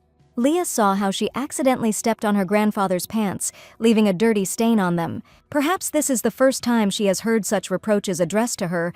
This girl is not at all accustomed to good manners. Immediately after this, the Countess abruptly turns in the other direction, wanting to end the conversation. The main thing is that the girl managed to drive the Countess away, otherwise she would not have left the old man alone. Moreover, Leah insists that she actually tripped and accidentally hit a watering can. Although the gardener never had much money, he wants to thank his young protector. He gives the girl the most beautiful flower, which has been growing in a secluded place for a long time. Of course, she didn't stand up for her grandfather in order to receive a reward. And yet, such an award can be accepted, especially since the rose is truly very beautiful. A few days later, the long-awaited day of game training arrives, as ordered by Siegfried. In the maid costume, the little lady looks charming, although quite funny. In identical clothes, the two maids look more like sisters. But, as in all the previous days, their fun is interrupted by the same person, and this begins to seriously irritate. Looking at the disguised girl, Countess Ghiberti suggests that she never take off her maid's dress. She grabs her hand as if the young lady really is a maid. The woman demands that they hurry if they don't want to keep the young gentleman waiting too long. The girl does not yet understand how valuable the Duke's time is, and how she must respect his attention. It seems that Nora no longer has any doubts about this woman. She disliked the guest of the mansion from the first day. However, when saying goodbye, the girl manages to pretend that there is nothing surprising about what is happening. Meanwhile, Kyrios tries to convince the others that the tower will be fine in his absence. It's much more important to be here with Leah, observing the process of playful learning. Before finishing their conversation, they suddenly notice the main character of the day. It feels like this kid will look great in any outfit he tries on. Siegfried decides to be the first to notice her appearance. This cute maid's dress suits her very well. In response, Leah states that she has long dreamed of trying on this costume. It looks great on the maid Nora. She also thanks the manager for her concern. It was she who got hold of this suit. The woman assures that there is nothing special about this. There are always plenty of similar costumes in the estate. Unlike Nora's outfit, which was torn to pieces, this suit should last a very long time. Not understanding what the young lady was hinting at, the woman asked to explain what happened to the maid's uniform. Then the girl starts talking about the incident with the torn collar. In front of everyone, Leah explains that one light touch was enough to ruin the new suit. Until today, the Duke had not had time to check the condition of each servant. Hearing that their clothes are torn, he will probably suspect the manager of substituting the fabric. At this moment, Leah suddenly begins to admire the Countess's dress, which is different from the others. If a girl's dress is made from the same fabric, it will definitely pass the durability test. The girl expresses special gratitude for this, otherwise her suit would have torn just as quickly. Finally, Siegfried decides to clear up some things about the torn dress and the poor quality fabric. Turning around, the girl notices a very strange look, as if the Duke had long suspected the manager of theft. He invites her to retire to his office and have a heart-to-heart talk about everything. After the office doors closed, the Duke immediately began the conversation with the main topic. Throwing her reports on the table, he accuses the Countess of embezzling budget funds. The budget of the mansion, which the woman illegally appropriated for herself, was sent to her family. On top of that, she subjected her servants to undeserved punishments, of which there is ample evidence. It turns out that from the very beginning she had a selfish plan, claiming the highest position. Realizing that she has been caught red-handed, the Countess falls to her knees, begging for forgiveness for this offense. From this day on, she is no longer the manager of this estate and will look for work elsewhere. Every coin stolen illegally will be recovered in full from her family home. Finally, she repents of her crimes, but asks for mercy at least for her children. Well, it turns out that this cold woman still knows how to value her own family. In that case, she must answer why she did such terrible things to this child and the servants. However, instead of an answer, the Duke hears only her loud wheezing, as if she were dying before Siegfried's eyes. Only now does the woman realize that fate has brought her face to face with a real monster in human form. Taking pity on the thief, the Duke drives her out of his office. In fact, she should have been immediately expelled from the estate after the budget leak was discovered. He would not have appointed this woman as manager if he had not urgently left for the castle. The assistant warned that it would take a long time to subdue the 5 demon lords. In his absence, someone must take over the manager's duties, otherwise there will be too many problems. Siegfried himself was not entirely sure that he would return from there alive. At that moment, he decides to leave the affairs of the estate in the care of his chief assistant. But if Siegfried had died, someone would have had to pay compensation to the estate workers. That's why he eventually decided to change the plan by hiring the Countess. He soon discovers the stolen property, but does not expel the woman from the mansion. The reason was that little Leah started talking about her late mother too often. The Duke naively believed that this woman could help ease the feeling of loss. The girl must have immediately sensed something was wrong, trying to explain it in her own way. Now he is obliged to apologize to Leah and all the estate workers. After a short while, he timidly leaves the office and finds himself in the living room. Leah is already running towards him, joyfully greeting her beloved guardian. Unfortunately, she was too hasty and did not pay attention to the slippery floor. The Duke only needed one step forward to be there in time to catch the girl. Looking at her, he tries to understand if everything is okay with her and whether it is necessary to call the doctor again. But judging by her appearance, she doesn't need anything more than a simple hug. Once again, the Duke realizes that he was too mistaken about this little girl. He admits that he would have driven the Countess away earlier if he had realized in time what evil this woman was doing. Surely in her eyes he was an unreliable guardian, worthy only of contempt. In response, she explains that the problem is not that Leah does not trust Duke Siegfried. However, now the Duke understands perfectly well what this sweet child is trying to say. He assures her that she has no need to be useful to anyone from this day on. She can simply live for her own pleasure. The child has had to endure too much suffering, and now she deserves human happiness. Listening to every word the Duke says, she suddenly understands what it feels like to be truly protected. From now on, she promises to be even happier, although she has no intention of wasting her time. It had been quite a while since she had felt such peace. Her little game of pretense is successfully completed, leading to the Countess's exposure. After driving the woman out of the mansion, Siegfried took care of the return of the lost funds. One day she meets the gardener again, showing the old man a new pair of shoes. Leah believes that clothes with many pockets are much more convenient, especially for servants. Whenever she found any inconvenience to the servants, they were immediately corrected. Because of this, every servant who sees her in the distance rushes to offer a new idea for improving things. Of course, this is all very sweet and she can stay here in her role for quite a long time. But so far, Leah hasn't been able to find a single clue on how to awaken as the Demon Lord. She searched through the entire library, but did not find a single useful book about awakening. To control the uncontrolled magic, she should do it as soon as possible. It must have taken all her strength, and even Nora became seriously concerned about the girl's health. Suddenly, Leah hears a familiar voice coming from the door. The High Priest and the Lord of the Magic Tower came to see her again. As usual, they immediately begin to shower her with questions, not giving up the right to communicate with the baby. It would be better if the owner of the estate were in a good mood today, but he demands that they return to the Magic Tower and the Great Temple after finishing their work. They broke into the house too unceremoniously without warning, abandoning important posts. And this is just to play with the child, forgetting about their direct responsibilities. At this point, Kyrios announces that he has something amazing in store, especially for Leah. He warns in advance that one should be prepared for the fact that what one sees will be a complete surprise. Handing her a gift box, the wizard carefully watches her reaction. It was clear that she wasn't often given gifts, especially when she was in the Demon Lord's castle. Leah doesn't want to delay opening the gift. There must be something interesting inside the box. A new pair of shoes with an unusual design can truly please any girl.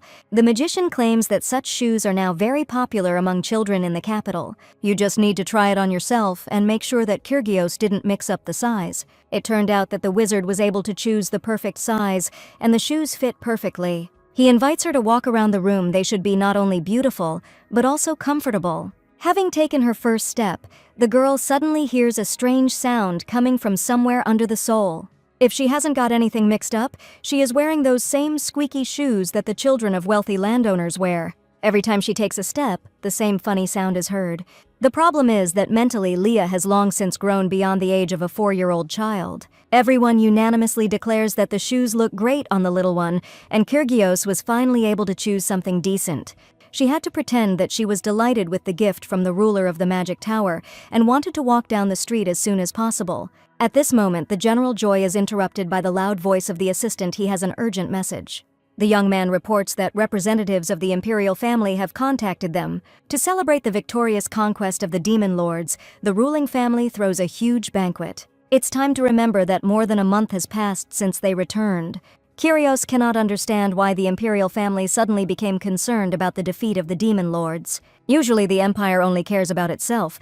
The ruling family never helped the 3 warriors. Even when neighboring peoples fell victim to demons, they simply sat idly by. If they really wanted to help, the family would have provided support even before the assault began. However, one cannot refuse such offers, otherwise the emperor's mercy will turn to anger. If they are going to the palace, they need to order a new dress for Leah immediately.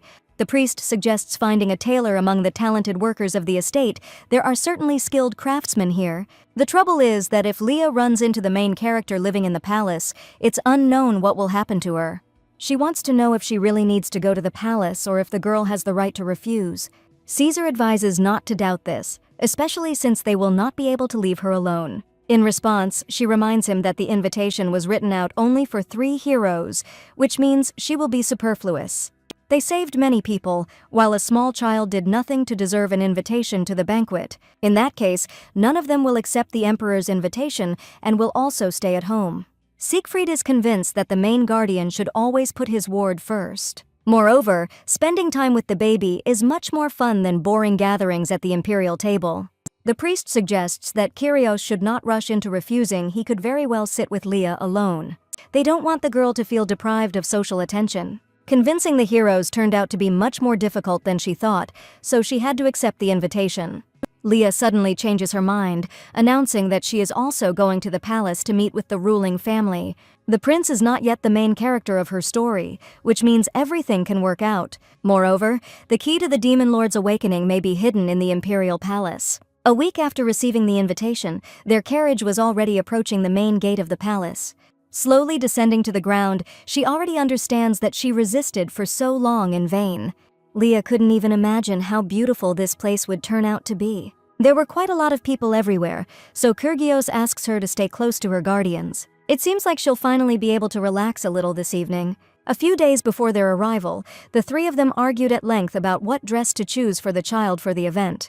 If Leah had allowed the heroes to continue arguing, they would definitely have been too late. She decides to take it upon herself, declaring that she will go to meet the imperial family in a yellow dress.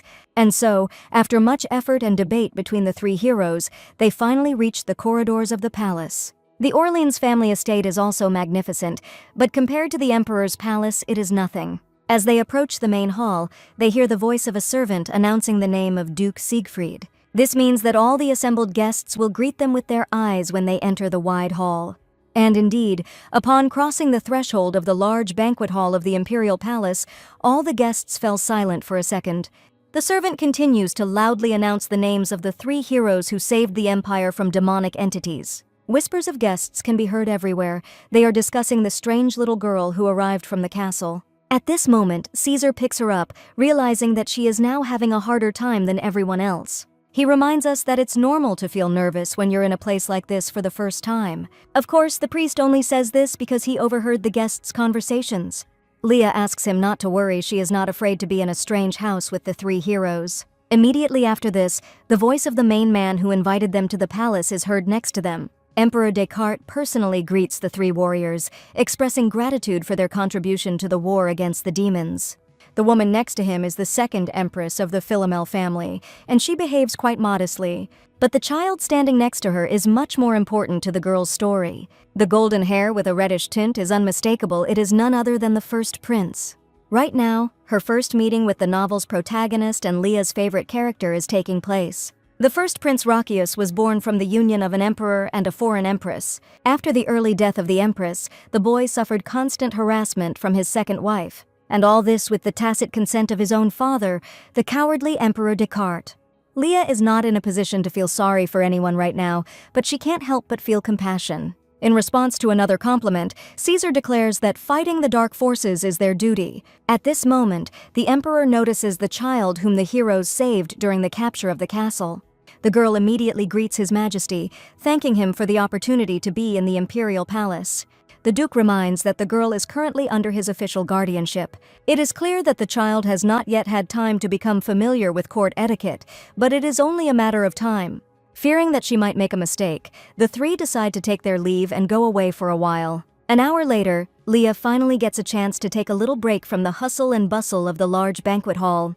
After greeting the emperor, she decided that she would be able to fully enjoy today's banquet. But instead, the girl quickly got tired of all these people trying to talk to the child. When she announced her desire to stay with the maids, it caused quite a shock. In the end, they actually had to agree, leaving the girl in the care of the maids. Only after this was Leah able to breathe freely and come to her senses a little. However, after a few minutes, she realized that her rest would not last long. His Highness the First Prince suddenly appeared next to her, as if he had been watching Leah for a long time. Rachius acts a little strange, explaining that he was just looking for a quiet place.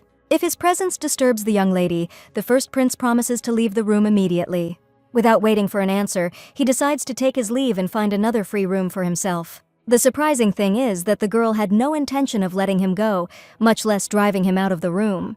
The prince does not immediately understand why this girl wants to continue communicating. In fact, as is known, after the death of the empress, the boy was rejected by the emperor's new wife. Because of this, the adults around him treated him as if he didn't exist. In the end, he will take the life of the demon lord, earning the family's approval. But now, when he stands in front of Leah, she doesn't feel any discomfort or threat at all. Seeing Rakius with such a sad expression on his face, so unbecoming of a child, makes one feel sorry for him. Leah suddenly felt that she couldn't just let him leave, forgetting about their acquaintance. Having already lost her closest ones once, the girl does not want to experience a repetition of history. Right now she's asking to stay with her. They can probably find suitable entertainment. The two children were similar in many ways. The boy also endured all the humiliations in complete solitude. He was treated almost the same way as Leah was treated during her imprisonment. In the demon castle, no one showed kindness to the little half-breed, considering the girl an outcast. That is why a desire arises in her heart to help Rakius find a true friend. Of course, this comes as a surprise to the first prince, although he is in no hurry to refuse. It would be strange if he refused a little guest who invited him to play with her a little. It was hard to remember the last time he had felt anything like simple joy. Rakius suggests finding a quieter place, away from the banquet bustle and loud voices. Thus, Leah manages to stop the first prince from leaving by inviting him to play. But because he was shunned in the imperial city, the boy was not very talkative. Taking matters into her own hands, Leah suddenly declares that the prince has the most beautiful eyes. His eyes are very reminiscent of red gemstones or sparkling cherries. Right during the conversation, another little guest of the banquet appears in the room. It was none other than the second prince, named Rudolph, who heard children's voices from afar. Rudolph thinks that the first prince's eyes look more like those of a monster due to their strange color. He is sure that demonic blood flows through Rakius's veins, causing his eyes to look like this. Coming closer, the boy declares that the blood of the fallen dynasty flows through them. The last phrase was especially offensive. He had heard it many times. Realizing that he is being ignored, Rudolph demands that they not remain silent in response to his question. An insignificant creature has no right to pretend to be a legitimate heir. If he is wrong, the boy demands that he be contradicted and that he be proven wrong. Red eyes are a characteristic feature of those with Carolingian royal blood in their veins. The Descartes Empire formed an alliance through a political marriage with a princess of this family. In other words, Rakius's eyes are proof of his Carolingian heritage. Their country is located on the border of the demon realm and serves as a barrier against demonic invasion. The family of the new empress, who took the vacant place next to the current emperor, is also quite strong. However, even she could not violate the principle that the place of the first empress remains vacant. Perhaps she is deliberately humiliating Rakius, inciting second Prince Rudolph to do so. The problem is that everyone turns a blind eye to such humiliations without even trying to stop it. Looking straight into his eyes, Leah understands how lonely this young man feels. He steadfastly endures the second prince's ridicule, as if he had long been accustomed to such things. If Leah doesn't stop this scene right now, she'll regret keeping quiet. Hearing the reproach, Rudolph reminds that Leah is only a guest in this house. She is not a noble person just because the heroes brought her to the imperial palace. Suddenly the boy says that they should have had a victory celebration from the very beginning. While the heroes were fighting in the demon lord's castle, the royal family was holding noisy balls. It is only thanks to the three warriors that they are safe, something the second prince seems to have forgotten. Unlike him, Leah is grateful to the defenders of the empire, who saved not only her, but the entire country. By the way, during her imprisonment in the castle and at the time of its assault, she never met members of the royal family. After these words, she reminds that the first prince's eyes do not at all resemble the eyes of a monster. In her opinion, Rakius's red eyes sparkle like ripe cherries or like precious stones. This was probably the first moment in the first prince's life when he wanted to change something. Previously, he silently watched the atrocities this boy was causing. Right now, he is swinging at the girl, getting ready to hit her. The next second, his hand is intercepted by someone who has never allowed himself to be insolent. Rakius agrees with the guest's words. The royal family did indeed stay away from the massacre. Just a moment ago, he felt like a humiliated outcast, but now he remembered who he really was. Hearing the loud cries of children, the protagonist of their discussions heads into the room. Siegfried can't believe that even the children of the royal family are capable of creating a circus here. A minute later, all the members of the royal family burst into the room along with two war heroes. For the first time in her life, the second empress sees her own son attacked. The dispute is over for today, but these two will definitely meet again. Naturally, Rudolph immediately starts complaining to his mother that Rakius almost started a real fight. The abrasion on his hand is proof that the second prince was only defending himself. Siegfried wants an honest answer as to which of the two young men was the instigator of the dispute. The second empress does not want to sort anything out. She demands that the first prince be punished immediately.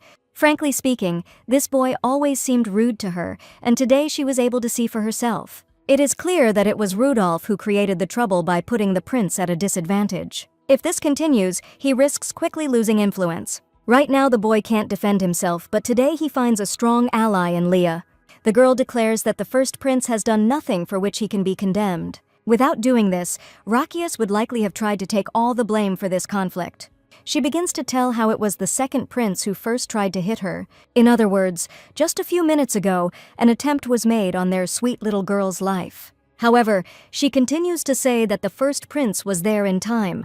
He protected Leah by standing in the second prince's way and taking the blow from the instigator of the dispute. That's why he grabbed Rudolph by the wrist, leaving a red abrasion on his hand. Furthermore, the second prince called Rakius a monster because of the red color of his eyes. He called the prince a non-entity who would forever remain a representative of a fallen dynasty. Hearing these accusations against him, the second prince tries to prove that this is a lie. However, Leah spent less than a month in the Empire. She would not have been able to learn about the late Empress. Kyrios reminds us that only someone who had spent their entire life on the territory of the Empire could have spoken these words. The second Empress has to accept that the child's words cannot be considered a mere coincidence. Moreover, insulting the first prince is an extremely dangerous statement. Approaching the Empress, the magician suggests discussing this issue. Insults could cause a reaction in society. Perhaps today the second Empress will be forced to admit defeat. There was no way she could refute it because all the evidence was there. The Carolingian people knew that the Empire stood by, simply watching their nation fall. The insults uttered by the second prince will cause great indignation among the offended people. And yet, the calm expression everyone had grown accustomed to once again appeared on the first prince's face. Suddenly she realizes that demonic energy is starting to manifest again. None of the family members even guess what kind of burden the little girl has to bear. She should rest, but as long as Rakius was under suspicion, she could not leave this room. If she agrees to go home, the attacks on the first prince may resume. He asks Leah not to worry about anything. They have already heard words in defense of the first prince. Rudolph really did speak very badly of Rakius, and the little girl was just trying to help. The Duke decides to return back to the estate, although the Emperor can call the family doctor here. Even after much persuasion, the Emperor sees nothing in response except the departing Duke Siegfried. Finally, the young man thanks Descartes for the invitation, but they urgently need to leave. Such behavior is extremely impolite towards the ruling family. Perhaps for the first time in his life, Emperor Descartes is refused help, and Siegfried is an ordinary warrior. No one has the right to disgrace the royal family, even if they really should be away on the estate. Thus, Leah found herself in a difficult position, protecting the first prince. The fragile child stood up to protect Rakius at a time when he himself was in danger. Realizing this, the boy takes off, trying to catch up with the main character of the day and his future life. At first, the Emperor does not understand why the first prince suddenly decides to do this. He asks for forgiveness, but right now he doesn't have time for long explanations. Quickly opening the heavy door, the boy loudly calls for Leah before it is too late. He can't just let go of the one who dared to do such a brave thing. Hearing the voice, the Duke once again asks the young prince not to follow them. Today Lady Leah is too tired. She needs to get home immediately and have a good rest. Suddenly, the prince begs to be given at least a chance to thank this girl who has become a loyal friend. Leah also asks the Duke to stop for a moment and listen to the words of the first prince. Having received exactly 1 minute, the boy quickly begins to express his gratitude to the girl. She was the only one who took his side. The prince would be happy to visit her someday. The girl immediately liked this idea and invited Rakius to visit their family mansion. After these words, she decides to seal their agreement so that the prince does not forget his promise. The first prince immediately takes a few steps towards her. Thus, he must fulfill his promise at any cost, regardless of the Emperor's opinion. The prince promises to come as soon as Leah gets better, but now it's time for her to go home. It can be said that her plan was successful, although it underwent some changes. Instead of avoiding meeting the first prince, she becomes his best friend. It is clear that the prince will not be able to forget the child who first stood up for him in front of Rudolph. To put it bluntly, his own family was the first to disown the boy in his time of need. That is, left alone, the prince makes a decision that was previously unimaginable. Even if Leah learns the truth about his life, Rakius will still fulfill his promise by visiting her.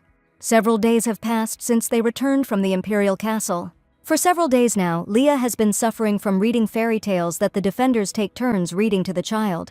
However, they spend much more time arguing about whose turn it is to read the story. Snatching up the book, Kyrios reads it out loud so quickly, as if he were competing in reading speed. At this rate, the girl's eardrums could burst, so the priest asks her to stop. Every child develops at their own pace. There is no need to speed it up. Perhaps after the family doctor appeared in the house, this idea came to Kyrios' mind. During the conversation, the young doctor accidentally mentioned Leah's unclear pronunciation, and that's how it all started. In fact, her pronunciation is quite normal, it's just the doctor who has hearing problems. However, the main event of the day is the very visit that the prince promised. Rakius chose the perfect time. She could use his visit as an excuse to escape. No matter how much Kyrios wished it, he could not keep such a noble person waiting. Without wasting any time, Leah quickly reaches the waiting room. She herself never thought that she would be so happy to see Prince Rakius in front of her again. They haven't seen each other for only a few days, but it feels like a year has passed. Finally, a smile appears on the first prince's face. He is usually seen to be sad and gloomy. He may come at another time if the girl does not yet feel completely healthy. The young man considers the troubles that Leah encountered during the victory celebration to be his own fault. However, she asks not to apologize because in the dispute between the two princes, Rudolph's guilt is already known. She continues to behave in the same way, shielding the first prince. Leah is sure that the second prince is the main instigator of the stupid conflict in the room. There is no need to dwell on this, after all, it is a thing of the past. Hearing the conversation, Kyrios decides to support her. The second prince was indeed acting strangely. By the way, tea and snacks were prepared for Rakius' arrival, so it was time to go to the living room. Coming closer, the Duke asks the prince to spare him a little time for a short conversation. As an imperial aristocrat, Siegfried must remind the young man of certain rules. He explains that the crown prince should not bow his head easily to his future subjects. Leah doesn't understand why the Duke started this strange conversation with the first prince. Kyrios seemed to forget that he was talking to a child when he called all grown men hungry wolves. He claims that Rakius seems too polite, but in life you have to fight for your own. The girl never liked such topics of conversation, so she decides to stop it. Taking the prince by the hand, Leah asks him to spend time with the one for whom he came to the mansion.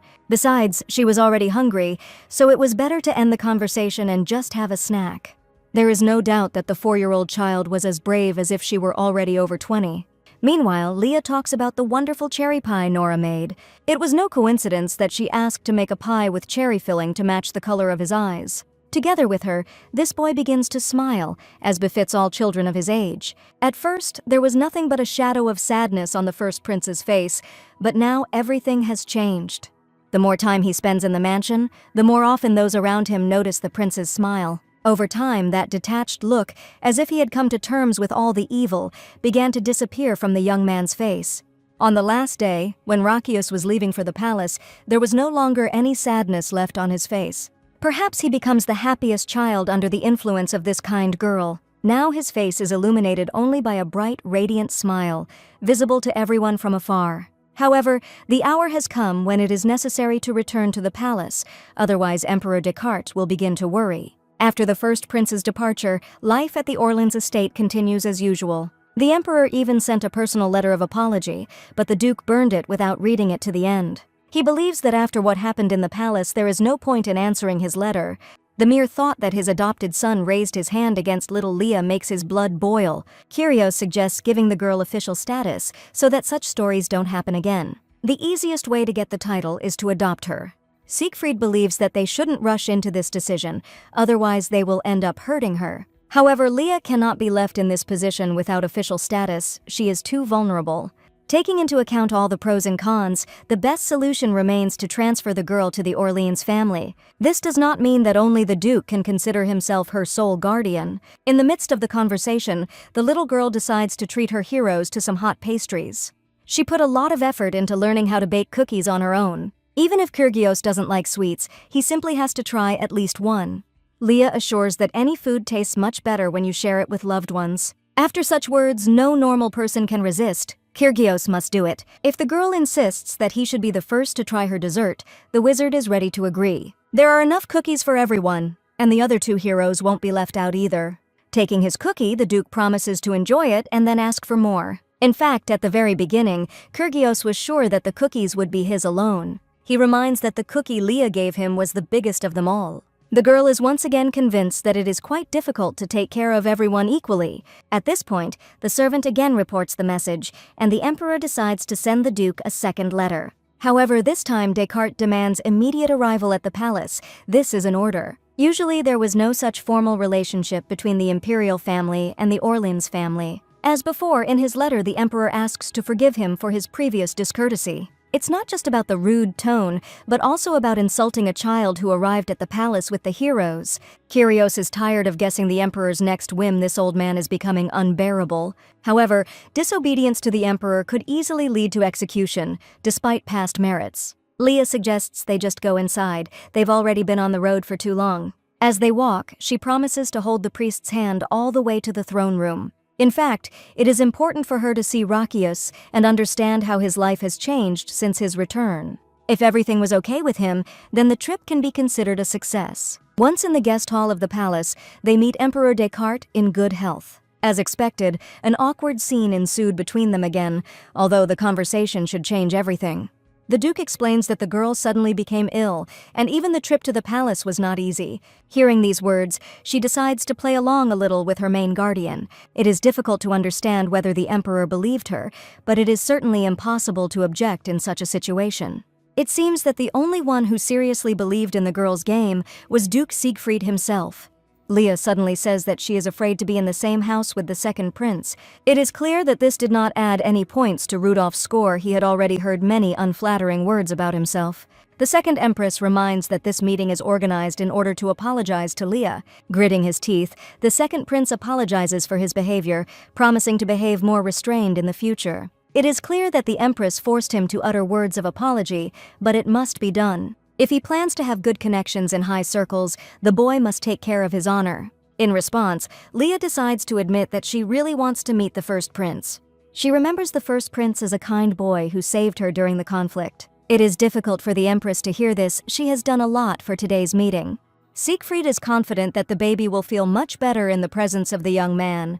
Descartes must understand that the arrival at the palace itself became a real test for her. For the good of the girl, the emperor must take this into account if his intentions were sincere. If the emperor were to refuse to meet with Rakius right now, he would have sunk too low. Besides, there is no serious reason to refuse this to Leah. 10 minutes later, the first prince appears in the hall, greeting the assembled guests. It is strange that he addresses the emperor by his title, although he is his biological father. It would be better to send the children to play somewhere else, and the adults can calmly discuss business. The emperor entrusts this task to the first prince. The boy must take care of the guests. However, Rakius himself was not against leaving the hall with these boring adults. The worst thing is that the main instigator of the previous quarrel also came out with them. Unable to bear such impudence, the girl asks the second prince not to follow them. She reminds that Rudolph apologized to her just today, and now he behaves exactly the same way. The prince is confident that he would not have had to apologize to anyone if it were not for his parents' strict orders. In this case, everything is much simpler, and you can go to different sides of the palace. Now he will no longer be able to answer the girl the way he usually used to do. At this point, Rakius suggests quickly freeing himself from the second prince's pursuit. Without waiting for an answer, he picks her up, deciding to do it himself. After just a few seconds, Rudolph can only watch them go, demanding that they wait for him. It is unlikely that any of them will want to fulfill the rude person's request. He will have to play with himself. Leaving him behind, Leah decides that their next destination will be the Imperial Library. The library is located close to them, so the prince promises to deliver it there soon. Finding herself in the Imperial Library for the first time, Leah paused for a second. It is much larger than the family library in the Duke's mansion. Now, being here, the girl is struck by the thought of educating the first prince. Typically, a prince was prepared for rule from a young age, provided with all types of education. But without mentors, Rakius had to rely solely on reading books on his own. Therefore, he read all the books that came his way from cover to cover. Looking at the boy, Leah again and again recalled the attitude of the guards in the Demon Lord's castle. Suddenly she realizes that there is no point in looking for a mentor for the prince in the distant lands. Every day she sees in front of her 3 young heroes who can fulfill this role. In this way, they will become best friends, and later Leah will receive her rightful reward in return. Then, even if she later becomes the Demon Lord, the prince's help will save her from the Bartoloa family.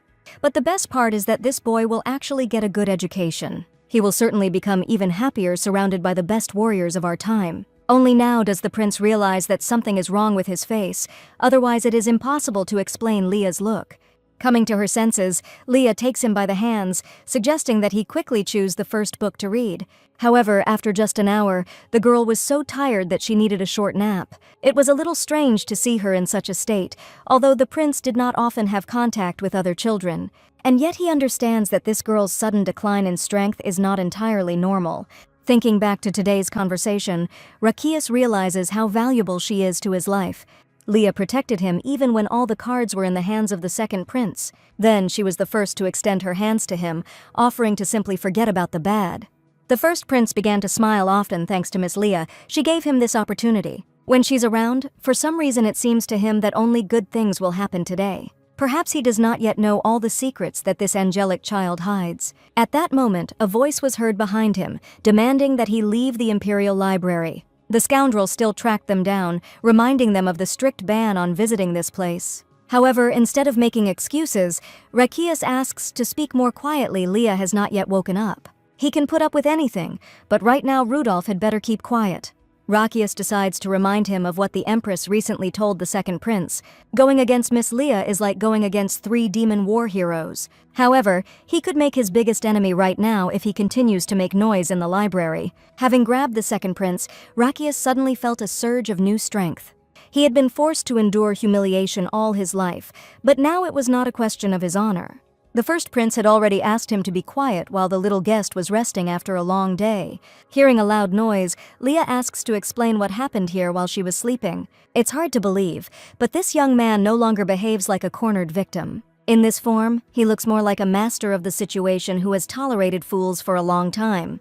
The girl decides to intervene. She asks the boys to calm down and go to different corners. In response, Rudolph states that this is exactly how 2 orphans behave when they attack one another. If they don't leave the library right now, the boy promises to tell the emperor everything. He continues to claim that the first prince became too arrogant after meeting Leah. Rudolph considers him a non-entity who doesn't even know his date of birth. This needs to be stopped immediately, otherwise there will be a big fight here. Surprisingly, it is Rakias who takes her hand, not wanting her to hear it. He could easily withstand a stream of dirty curses, but Leah had to be kept away. For some time, the girl cannot understand where the first prince is heading. It turned out that he was leading her straight to the garden of the Imperial Palace. It would be much quieter here. He promises that in this place Rudolph will not be able to find them if they behave more quietly. It seems that with each passing day, Prince Rakius is becoming not only stronger, but also wiser. If you think about it, she herself was never interested in the fate of her biological parents.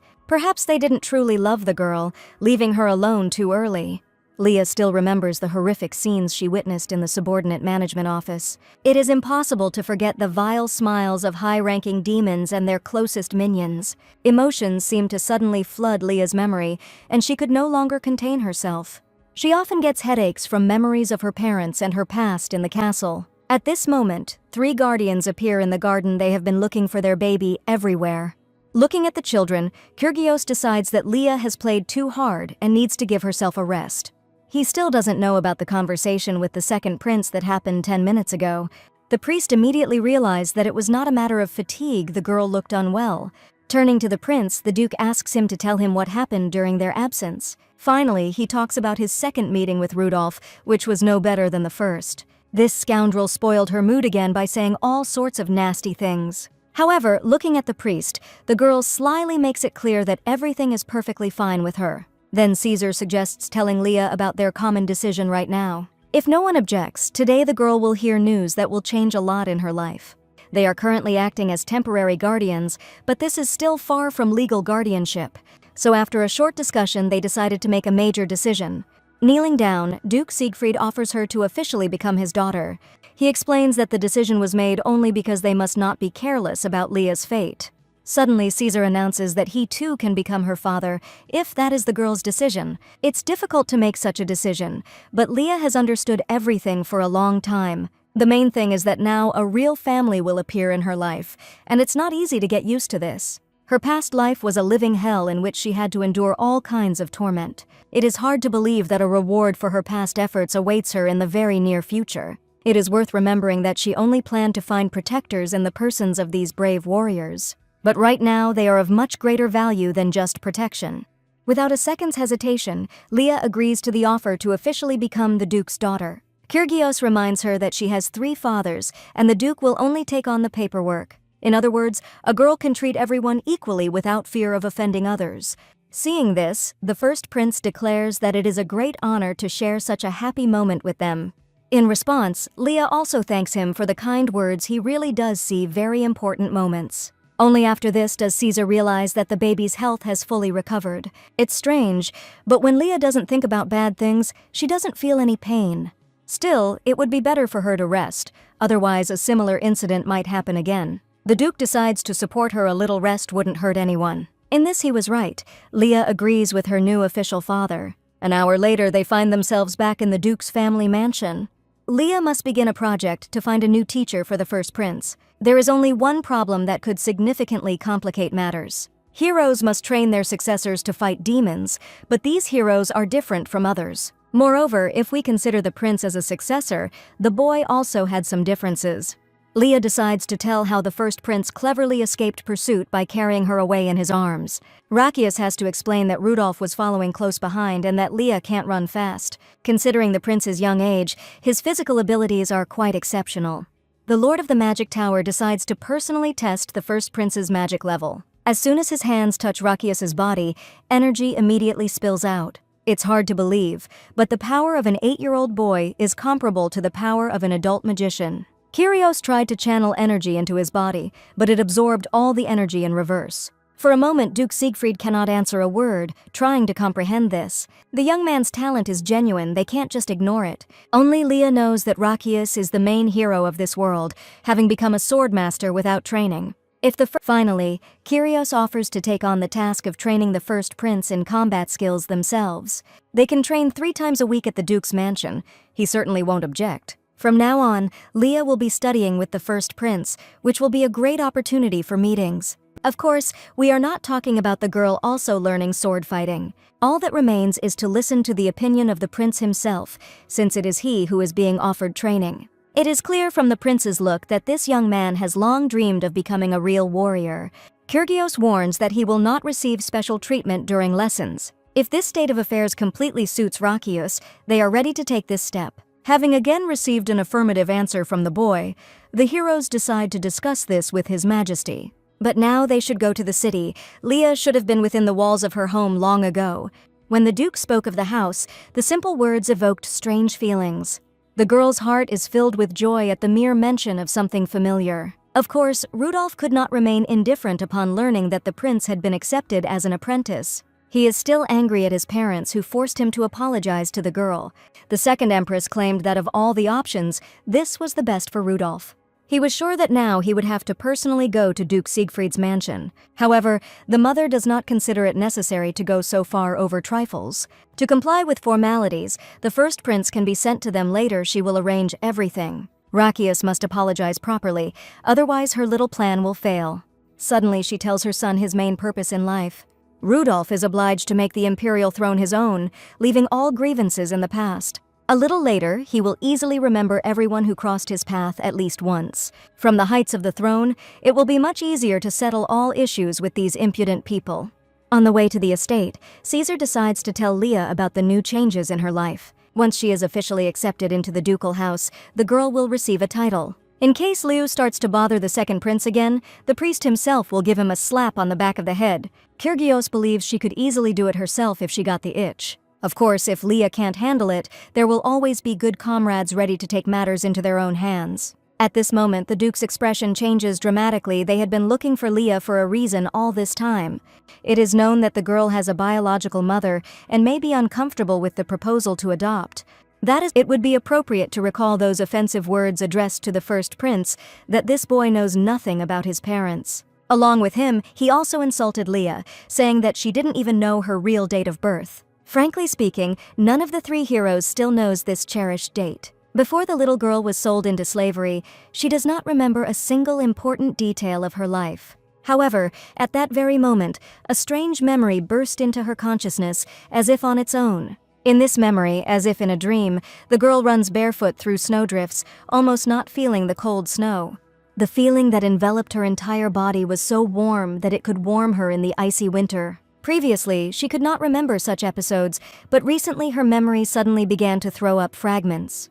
Looking at her, Kyrios became seriously worried, although she assured him that everything was perfectly fine with her. He understands that with his words, he could have touched upon one of the girl's most painful memories. Suddenly, she announces that she can choose any date of her birth, since no one remembers her. The priest immediately liked this idea and suggested choosing any date he liked. However, when you have such a large choice, you need a little time to think. After a short pause, the girl finally announces her final decision. The day she first met her fathers will be considered the birthday of her second life. It is impossible to come up with anything better.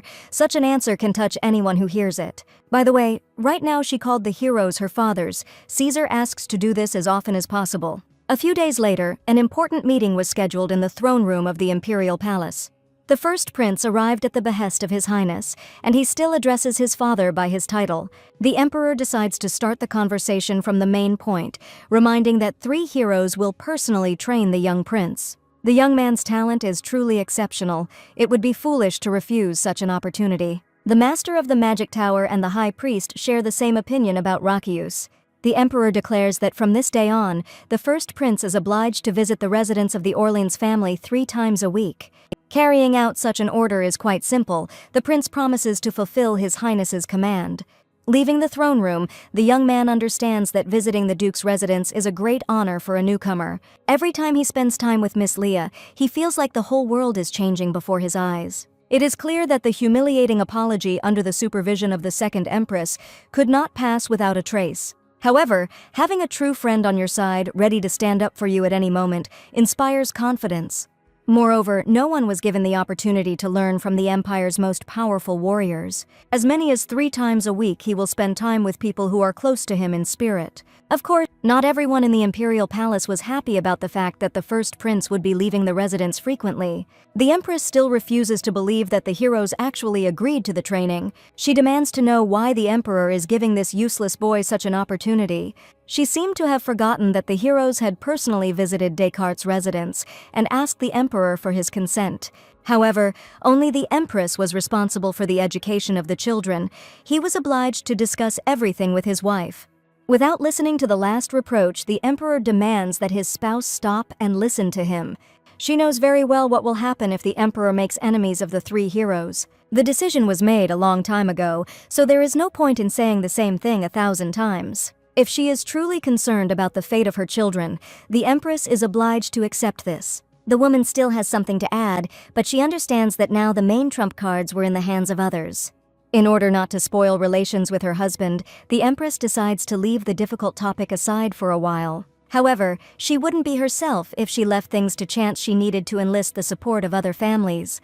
From the day Leah named the 3 heroes her fathers, the official process of her adoption began. Time flew by so quickly that the next few years seemed like just a week. And so, after a very short time, the girl quietly turns 10 years old. Entering the room, the new teacher greets the young lady, hoping that their lesson will be fruitful. No matter how many times she has heard such an address, it is always nice to hear it again. Leah is ready to start classes. She is used to taking a responsible approach to doing her homework. If Leah had been able to know earlier what the future held for her, she would not have doubted many of her decisions. However, there is still some doubt now, since the first prince has not yet arrived at the residence. The teacher is not entirely sure, but he personally has never met Prince Rakius on the mansion grounds. There can only be one explanation for this: the first prince always valued training under the guidance of heroes. If he really refused to take part in further training, he would have warned everyone in advance. Leah was not mistaken. A few minutes later, they hear approaching footsteps from the corridor. Quickly running into the office, Prince Rakius apologizes to the teacher and Leah for his lateness. Apparently, they hadn't started checking homework yet, which meant he arrived just in time. To Leah's questions, the prince quickly replies that Sir Kyrios kept him at his last lesson. Judging by how demanding Kyrios was, the girl felt as if he wanted to destroy the student. It had been almost 6 years since he and the first prince had started studying in the same class. Now he gets angry only occasionally, remembering his parents' strict upbringing and the workload of his classes. Despite this, he never grumbles for long and completes his exams perfectly after each semester. At this moment, the teacher decides to present his gift in honor of the young lady's birthday. The main gift on such a day can only be the reduction of lessons from this moment on. Classes are over. Having congratulated the birthday girl once again, the teacher quickly leaves the office, giving them the opportunity to rest a little. Of course, such a day is always a long-awaited holiday for any child. Finally, the prince congratulates Leah on her birthday, not forgetting to apologize for his constant forgetfulness. On this day, she recalls the scene when the young man asked her to give him some of her time. During formal events, they address each other by their titles, but communication in private is quite different. From now on, he suggests forgetting about titles when no one is around, because friends should call each other by their first names. He admits that only his late mother called him by his first name more often than others. This is the warmest form of address. However, the original main character will also call him by his name, just like his own mother did. And since he himself makes such an offer, in response, Leah also asks to address her by her name. Thanks to this, the chances of the first prince cutting off her head in the future are much lower. The girl asks not to worry about the opinions of her fathers. She will be able to find the right words to explain. After all, today is her birthday. They simply have to go to meet their daughter. Leah decides that she should spend today surrounded by her closest people. Hearing these words, the first prince understands that Leah considers him to be such a person. By the way, he promises not to forget about the gift. Rakius will definitely come up with something original. And so, Leah no longer worries about her neck and makes dark plans for the future, hiding behind the guise of a kind child. Rakius suddenly decides that the birthday girl has a high temperature, although she did not complain at all. A second later, the prince realizes that such a gesture could disturb Miss Leah, and that he needs to be more modest. However, the girl had already seriously decided to find her fathers. They still hadn't bothered to congratulate her. After a short time, Leah and the first prince return to the duke's residence. They don't notice how a maid appears on the way, although Nora is acting strange today. Noticing the young lady, the maid for some reason turns in the other direction, as if not noticing the young mistress. It's impossible to hide from this girl. Leah hasn't hugged her friend yet and asks her to stay. Nora understands that leaving further without even saying hello to the girl will mean a quarrel. However, there is no need to worry so much. Leah really just wants to hug her beloved friend. Even if she accidentally tripped while running, the maid was always ready to catch her. There's nothing you can do with this naughty lady. You'll just have to follow her lead on such an important day. Only now does she address His Highness the First Prince, although he asks her to call him by a simpler name. At first, the servants were nervous about his status as the first prince, and bowed to him as if he were the emperor himself. A little later, they began to get used to the young gentleman's frequent visits to the residence of the Orleans estate. In particular, he was able to become close to his young friend's nanny, and Nora was considered the closest person in the estate. By the way, Nora reminds that the prince's new wooden sword was personally chosen by Duke Siegfried. Although they always seem to be grumpy for no reason, the three heroes take his education seriously. At this point, Leah remembers that she arrived at the residence to meet the fathers. She rushes off so quickly that the prince has another reason to worry. He warns that Nora is no longer at the end of the hallway in case the girl accidentally trips. However, now Leah is confident that Rakius will have time to do this instead of the maid. He always knew how to be there. These words make you think for a while. Every day the girl gets closer. Meanwhile, Leah manages to quickly run to that treasured door that hides her fathers. Having thrown open the heavy doors, today's birthday girl loudly greets the heroes. The problem is that the heroes haven't yet managed to prepare their culinary masterpiece for her. Perhaps after long battles with demons, these warriors now decided to fight against flour. Seriously speaking, looking at them, there is only one silent question in Leah's eyes. Kyrgios hoped that the classes would last at least another 2 hours. He wasn't expecting guests so early. Leah explains that the teacher let them out early in honor of her birthday, so now she is completely free. Caesar reminds his friends that their little girl herself asked to spend this day in the company of loved ones. But you would hardly want to celebrate your 10th birthday in such an environment. The Duke admits that they only wanted to bake a celebratory cake, although the preparations did indeed take a long time. Initially, Leah just wanted to spend time together, not thinking that they would take it so seriously. In that case, she decides to stay here and watch the preparations for the holiday. A couple of hours later, a fresh cake was prepared on the table, which looked very appetizing. The mentors tried very hard, although the main quality of the cake can only be appreciated after tasting it. The Duke warns that before she can eat the birthday cake, Leah must do something. Besides the culinary gift, there were others worthy of the young birthday girl's attention.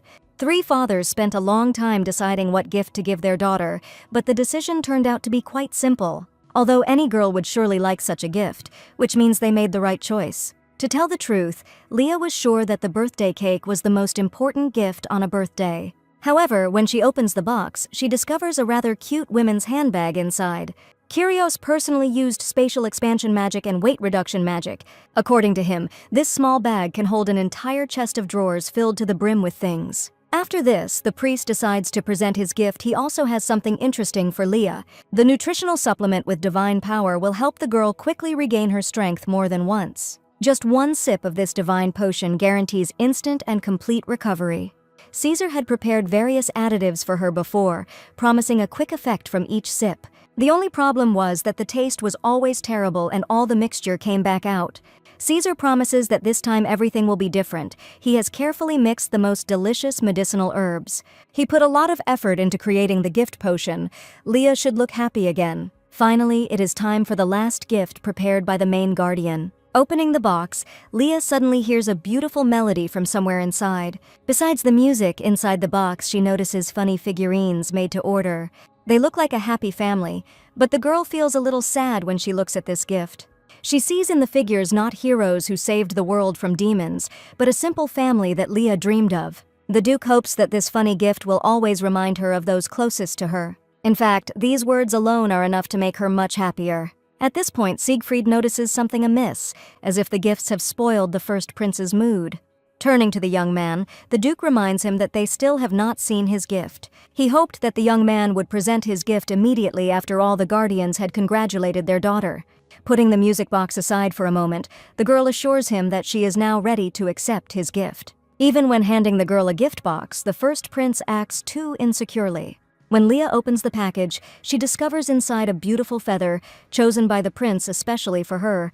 He quietly promises to buy her something better, apologizing for the most boring gift. In response, the girl assures that she intends to write with this pen every day during training sessions. Looking at them, Siegfried is once again convinced that today's children are growing up too fast. For Kyrios, these words sounded like a command. He decides to remind the little girl who every man is. These fathers are so childish, they always underestimate the knowledge of their children. Furthermore, Leah reminds that she and the first prince were just best friends. Yes, they are just friends. None of the fathers doubts it for a second. But the expression on the young prince's face says otherwise. He really does have feelings for Leah. After this scene, there is silence for a while, which is especially awkward on a day like this. Kyrios decides to break the silence by stating that he didn't mean anything bad. By the way, he can give the baby a few more gifts, creating something special for her. He said this at the right time. Leah really would like to ask for something.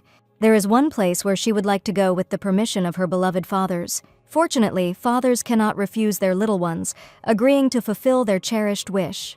Before leaving, Kyrios and Caesar once again congratulate her on the holiday, hoping to see her soon. However, there is another person who has recently become closer than he ever was in the past. Approaching the prince, Leah wishes him a safe journey. The next time they meet is during classes.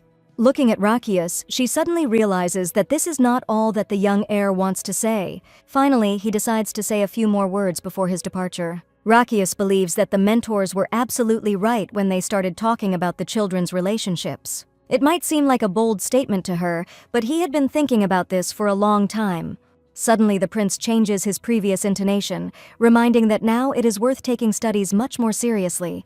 The girl doesn't show it, although after such an introductory speech, you usually expect a different ending. Be that as it may, they have plenty of time to continue the conversation. Left alone in the carriage, the prince clearly understands that he no longer wants to be just a friend to her. He doesn't like the idea of being one of Leah's many friends. When it comes to friendship, he wants to be the most irreplaceable friend she will value more than others. A week later, Leah is met at the Magic Tower, where Kyrios brings her, as promised. The reason she goes to this place is for the 10th anniversary party. Leah managed to look through books not only in the mansion's library, but also in the large imperial library. Despite the decrease in demonic energy surges, she still hasn't learned to control the energy. At this time, the Bartoloa clan had to completely stabilize the situation in the castle. So, in case Leah couldn't awaken into the Demon Lord, she needed another plan. She can't depend on her fathers forever, which means she will soon have to learn to earn money herself. She recently heard from Kyrios that the Magic Tower was the birthplace of artifact patents. After thinking it over carefully, Leah decided to ask her dad to take her to this mysterious place. That's how she ended up in that place, which looks even more unusual from the inside. The living statue immediately offers drinks to the young guest of the Magic Tower, seeing the girl nearby. Leah admits that she never dreamed of seeing something similar to one of the plots of her favorite novels. Along with his assistants, Kyrgios put in extra effort before Leah's arrival. He suggests taking a little walk around this place. Perhaps in the future she will become a frequent guest. Kyrios had long wanted to show her the rooms here, but she had previously been too young to study magic. However, it seemed like an ordinary room, but Leah eventually finds herself on the roof of a tower. From here you can easily see the area, as if the whole world was in the palm of your hand. The sunlight makes the roof appear golden, just like the color of Rakius's reddish hair. The thought immediately comes to mind of what the first prince is doing right now in his residence. Kyrgios reminds them that they have not come this long way to remember the prince. In response, she asks to show the second room, where the second dad usually spends time. It's hard to believe that after remembering the first prince, she became interested in the room. And yet, if she herself asked to see the room, there is no reason to refuse it. Taking Leah in his arms, he decides to make the journey to the room much more fun than a boring walk. Kyrgios warns that they will be in the room before the girl can count to 5. And indeed, it took them less than 5 seconds to reach the other end of the tower. There is nothing special about this. Teleportation has always been possible inside the Magic Tower. Previously, she had only read about spatial transitions in her novels, but now she herself found herself a heroine. Even the greatest magicians in history could not conquer time and space so easily. Kyrios explains that the Magic Tower is a territory that is completely subject to his laws. Just in case, he decides to warn that teleportation magic is extremely dangerous. Even if she becomes a sorceress, Leah should not resort to such magical techniques. She has to pretend that she obeys her dad in everything, although he exaggerates a little. After walking around the room for a bit, she realizes that this place looks like a large laboratory. But the main thing that attracts her attention is on the main desktop. There is a whole pile of documents here that it would be impossible to sort through even in a whole month. Noticing his baby's gaze, the Tower Lord tries to understand what is wrong with her. Each of the documents on Dad's desk was filled with handwritten notes, as if he had actually been sorting through them. Leah doesn't understand why people leave notes directly on work documents, and with a different pen, at that. If he used sticky notes, he could peel them off at any time without having to rewrite the note. The assistants have already suggested this idea, but the glue is too expensive for such trifles. It turns out that in these parts, glue is an expensive commodity that not every businessman can afford. Leah suggests using a thin layer of glue to significantly reduce the cost of using it. With less glue, they can stick and unstick the notes multiple times. A second later, Kyrios suddenly realized which of her fathers Leah resembled most. Now he has no doubt that it was his upbringing that had the strongest influence on his daughter. Otherwise, it is impossible to explain the sharp mind that a 10-year-old child demonstrates. However, there was no time for talking right now if they wanted to catch Melvin at his place. Melvin is a renowned expert in the field of patents for magical artifacts. At the Magic Tower, he is often asked for help with registration, although he never has time. Bursting into his office, the Tower Lord declares that he has one amazing patent in stock. However, to begin with, it would be nice to find this valuable tower specialist alive and well.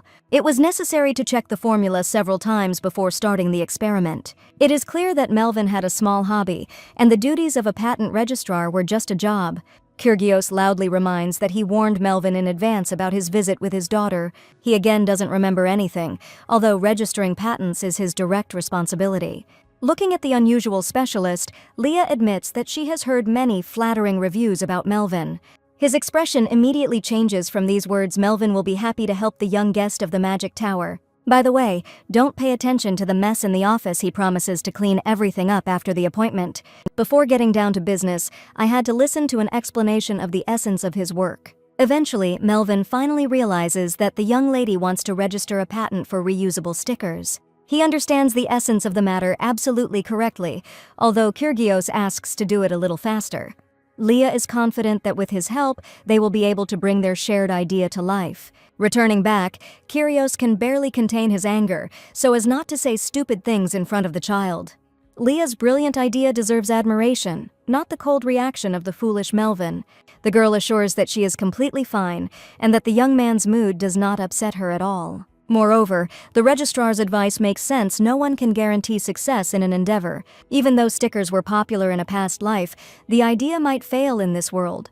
Powerful magicians may not be attracted to the idea of using stickers since they are used to using magic.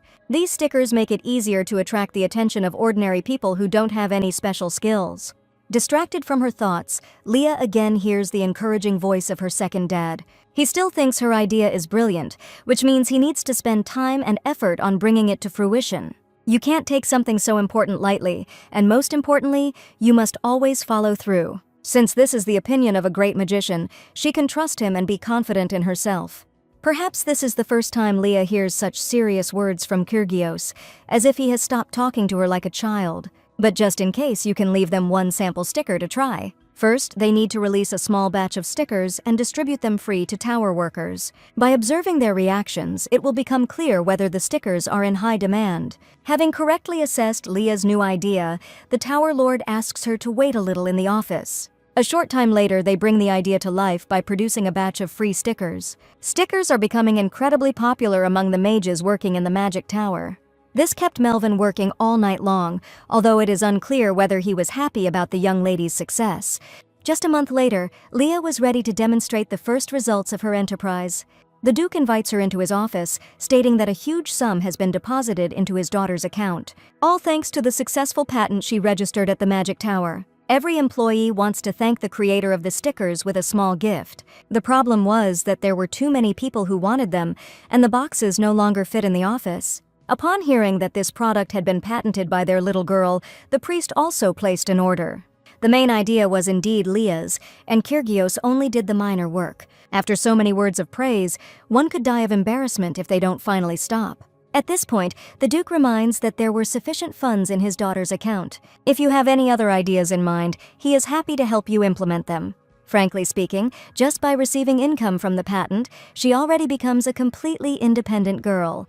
In response to Siegfried's proposal, she admits that she is a little afraid of being left without money.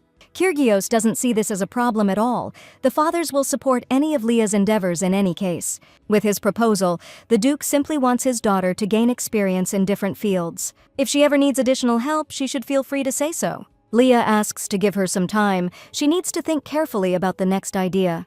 She can think about it as much as she wants, but the main thing is not to bother herself too much. The way they talk about their help touches the little lady's heart. But her reaction remains the same. Leah promises to prepare a proposal by next week. She hadn't thought about such things before, but the income from the patent is revealed too transparently. It is necessary to set up a fund as an independent savings account that no one pays attention to. At that moment, she hears a familiar voice coming from the front door. Today, Rakius decided to take a day off. The teacher agreed to let him go from fencing lessons. Moreover, the coach praised the stickers for so long that he couldn't concentrate on the training. Leah admits that without the help of her second dad, she would never have been able to register the stickers. Of course, teacher Kyrgios managed to do a lot to bring her idea to life. However, the prince is confident that if it weren't for Leah's idea, these stickers would not exist at all. Once again, he begins the conversation with a mountain of compliments, to which the girl gradually gets used to. Entering her room, the first prince immediately noticed her thoughtfulness. She wants to know his opinion on what factors are decisive for ensuring sales. It's strange that at such an age she constantly thinks about sales, talking about it so seriously. Seriously speaking, the prince believes it is reasonable to stimulate the desire to collect items. For example, people who collect stamps go to auctions and try to get something rare. Without listening to the idea to the end, the girl suddenly rushes to the prince, hugging him tightly. The idea didn't belong to Rakius at all, although he wouldn't refuse such hugs. However, it was the prince who gave Leah the idea that would change many of her endeavors. Thanks to him, she decided to offer fathers something that would make them surprised. Looking after the girl, the first prince wants to come up with 1,000 more such ideas. A few hours later, Rakius was to conduct his second training session. Seeing him at the end of the hall, the Duke was slightly surprised by the prince's return.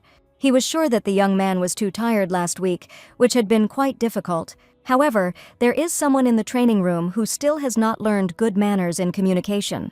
Rudolph begins the conversation with more reproaches. He considers the first prince to be too pompous. The second prince is sure that this red-eyed fellow will never be able to become a strong emperor. Without answering his words, the prince decides to move on. He has no intention of wasting time. He usually listened to insults in silence, but now he dared to ignore the second prince. Instead of empty words, it is better to firmly grip the hilt of the sword and remember a couple of good techniques. Every time he swings his sword in the air, the prince remembers the one he must protect.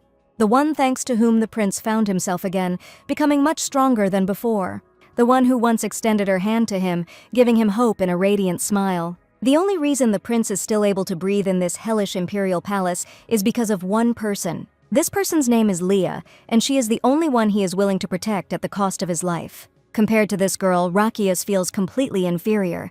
That's why sometimes she seems so unattainable to him that he will never be able to reach Leah in his life. But the sword is still tightly clutched in his hand because this girl will not be able to protect herself. If he really wants to be by her side, he must become the strongest swordsman.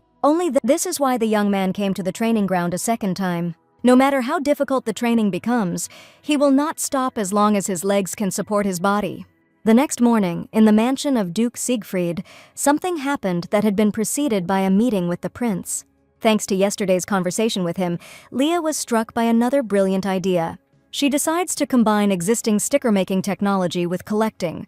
If this idea can be brought to life, the young producer's tally will increase significantly. This sticker series is a real treat for collectors. In a past life, Leah collected stickers that came with groceries as gifts.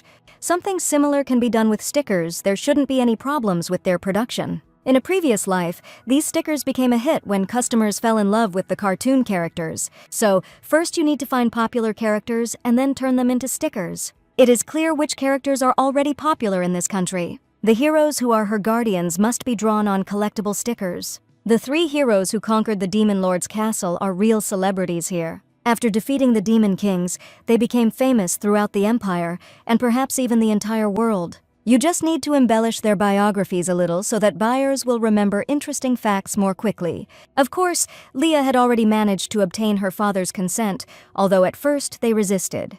The main argument for purchasing such stickers is to explore history together with the characters. According to her plan, with the purchase of every book, 1 sticker will be given out free of charge. Children will want to collect all the stickers, and adults will buy books to teach them. As she thinks about this, Leah can already hear the pleasant sound of coins accumulating in her safe. It is worth remembering that she was able to come up with this idea only after talking with the first prince.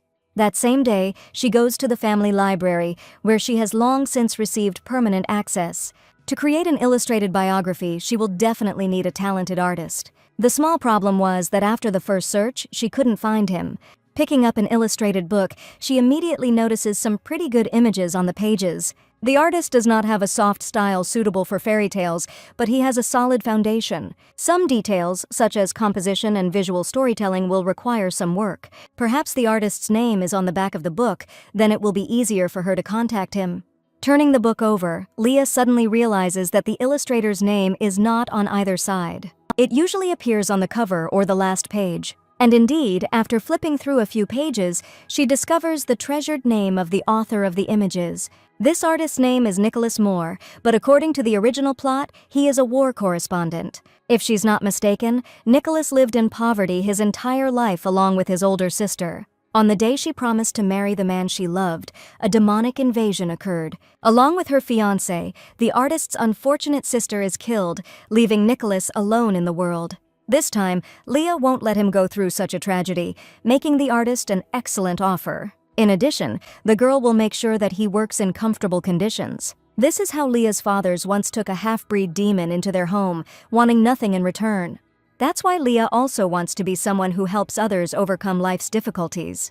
Leah would be happy to share the happiness she is enjoying now with kind people. She decides to achieve success not only for her biography, but also for Nicholas's future career. Having met Nora, the young lady asks to contact the book's illustrator. However, a few days later, sad news awaited her. The maid was unable to fulfill this request. She explains that the author's name is fictitious, and the publisher has refused to reveal the real one. Even after an offer to cover any costs, the director categorically refused to make concessions. He rejected a request submitted in the name of the Duke of Orleans himself, and not from a simple unknown publisher. At the moment, Nicholas is not very famous, so why is the director so tightly clinging to the artist? If the young lady wishes to visit the publishing house herself, Nora is ready to help her with this. You can go there right now. The publishing house is located 10 minutes drive from the estate. In this case, Leah asks the maid to hurry if they don't want to miss out on such a talented artist. Less than an hour later, they arrive at the place where Leah intends to find her future employee. At the entrance, they are met by a publishing house employee. Meeting a famous person in person is a great honor. However, the young man states that they are not allowed to cross the threshold of this building. Hearing the refusal, the girl does not immediately understand why the daughter of the most famous hero is denied entry. At this moment, the head of the publishing house appears next to them and apologizes for the employee's overly harsh tone. The man explains that they did not have time to properly prepare for the arrival of an important person. Leah assures that she has long been a big fan of their illustrator and asks permission to meet. The problem is that the artist works in a private studio and sends his works from there. Unfortunately, he cannot even name the address of this studio, since he has no right to interfere in private life. Nora decides to intervene. She believes that fans should be able to send letters to their idols. They are not trying to take the artist to their place at all.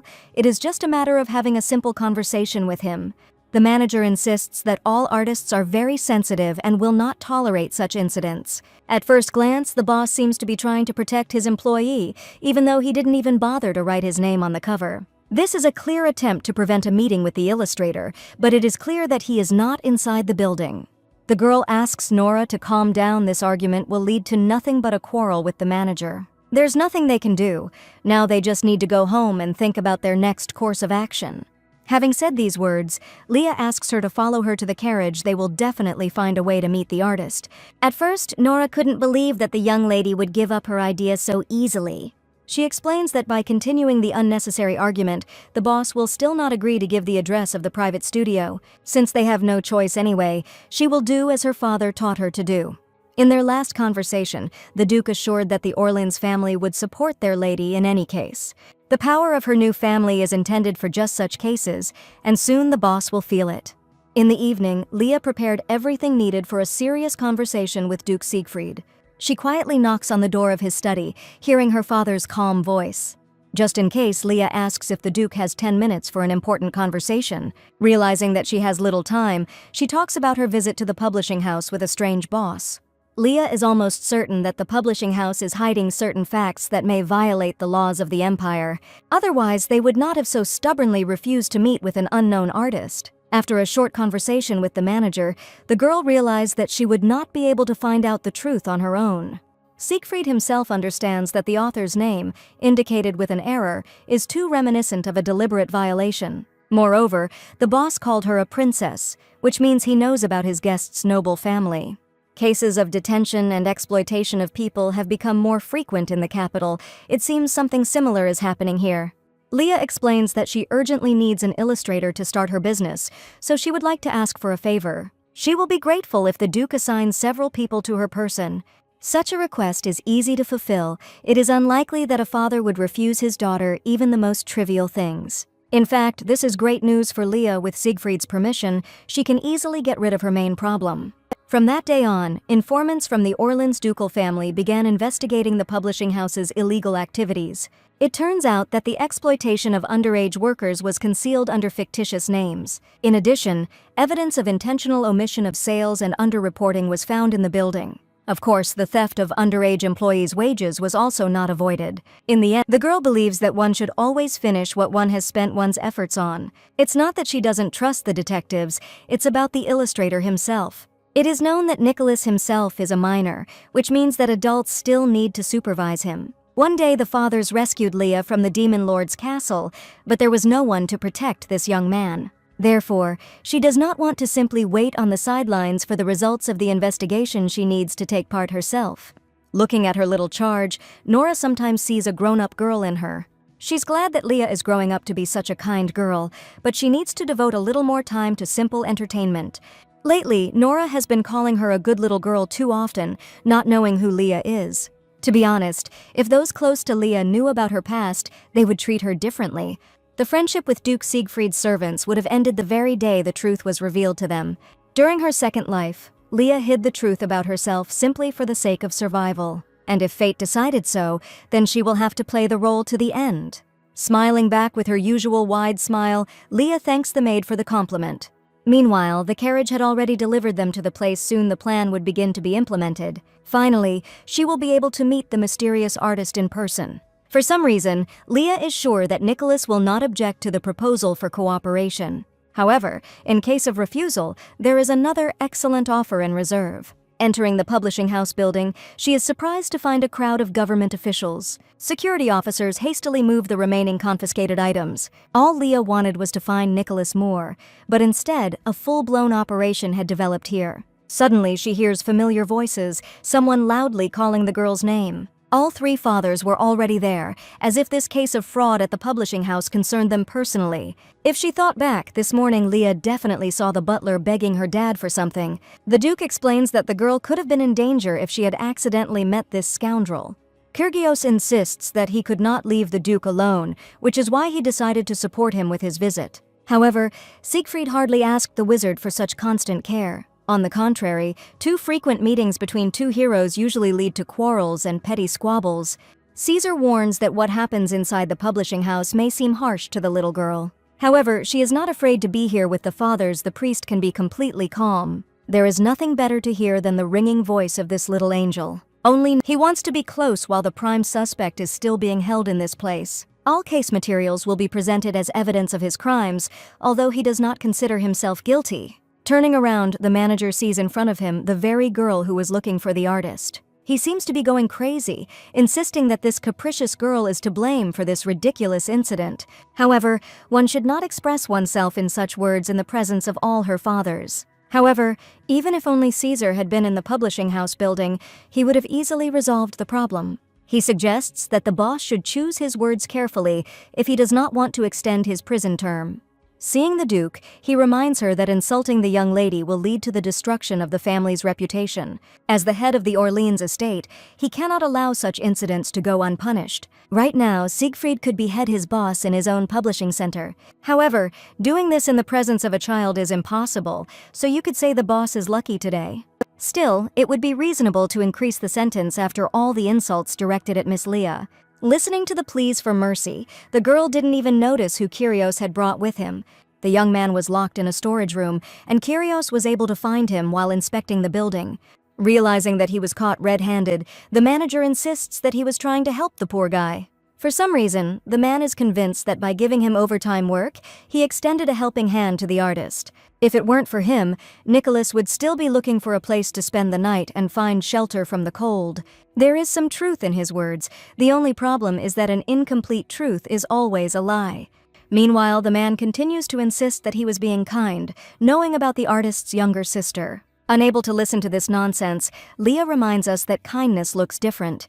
Nicholas had gone through the same thing she had when he was forcibly held in the Demon Lord's castle. Locking up an artist and cutting him off from society, allowing him to become so skinny, cannot be considered kindness. To put it bluntly, this type of treatment is called employee exploitation. However, now she is not that helpless child locked in the back room of a dark castle. Leah has 3 of the strongest warriors by her side, so she doesn't have to be afraid or keep her opinions to herself. She loudly accuses the manager of the endless threats that rained down on the unfortunate artist. He does not give up, convincing everyone of his selflessness towards the poor young man. At this point, Kyrgios decides to intervene in the dispute. Only the court has the right to determine who is guilty. In the meantime, the prime suspect should silently go to the pre-trial detention center. So the boss was dragged away by security officers, and Nicholas and his sister were given shelter by the Duke. Leah is undoubtedly happy that the situation with Nicholas has been resolved, but her father's words cannot be left out of her mind.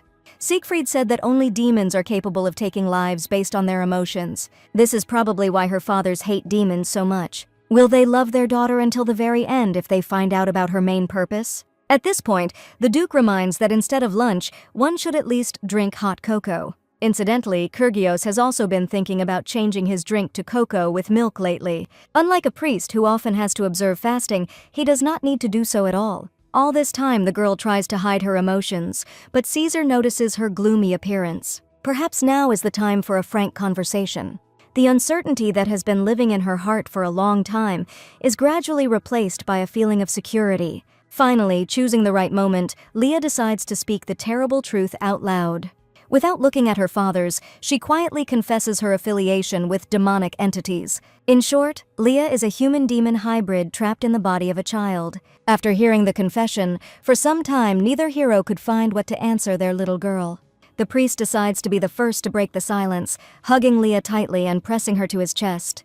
He recalls that the girl agreed to become the daughter of those who defeated many demons. As a half-demon, she might secretly hate them, wanting to get even at the right moment.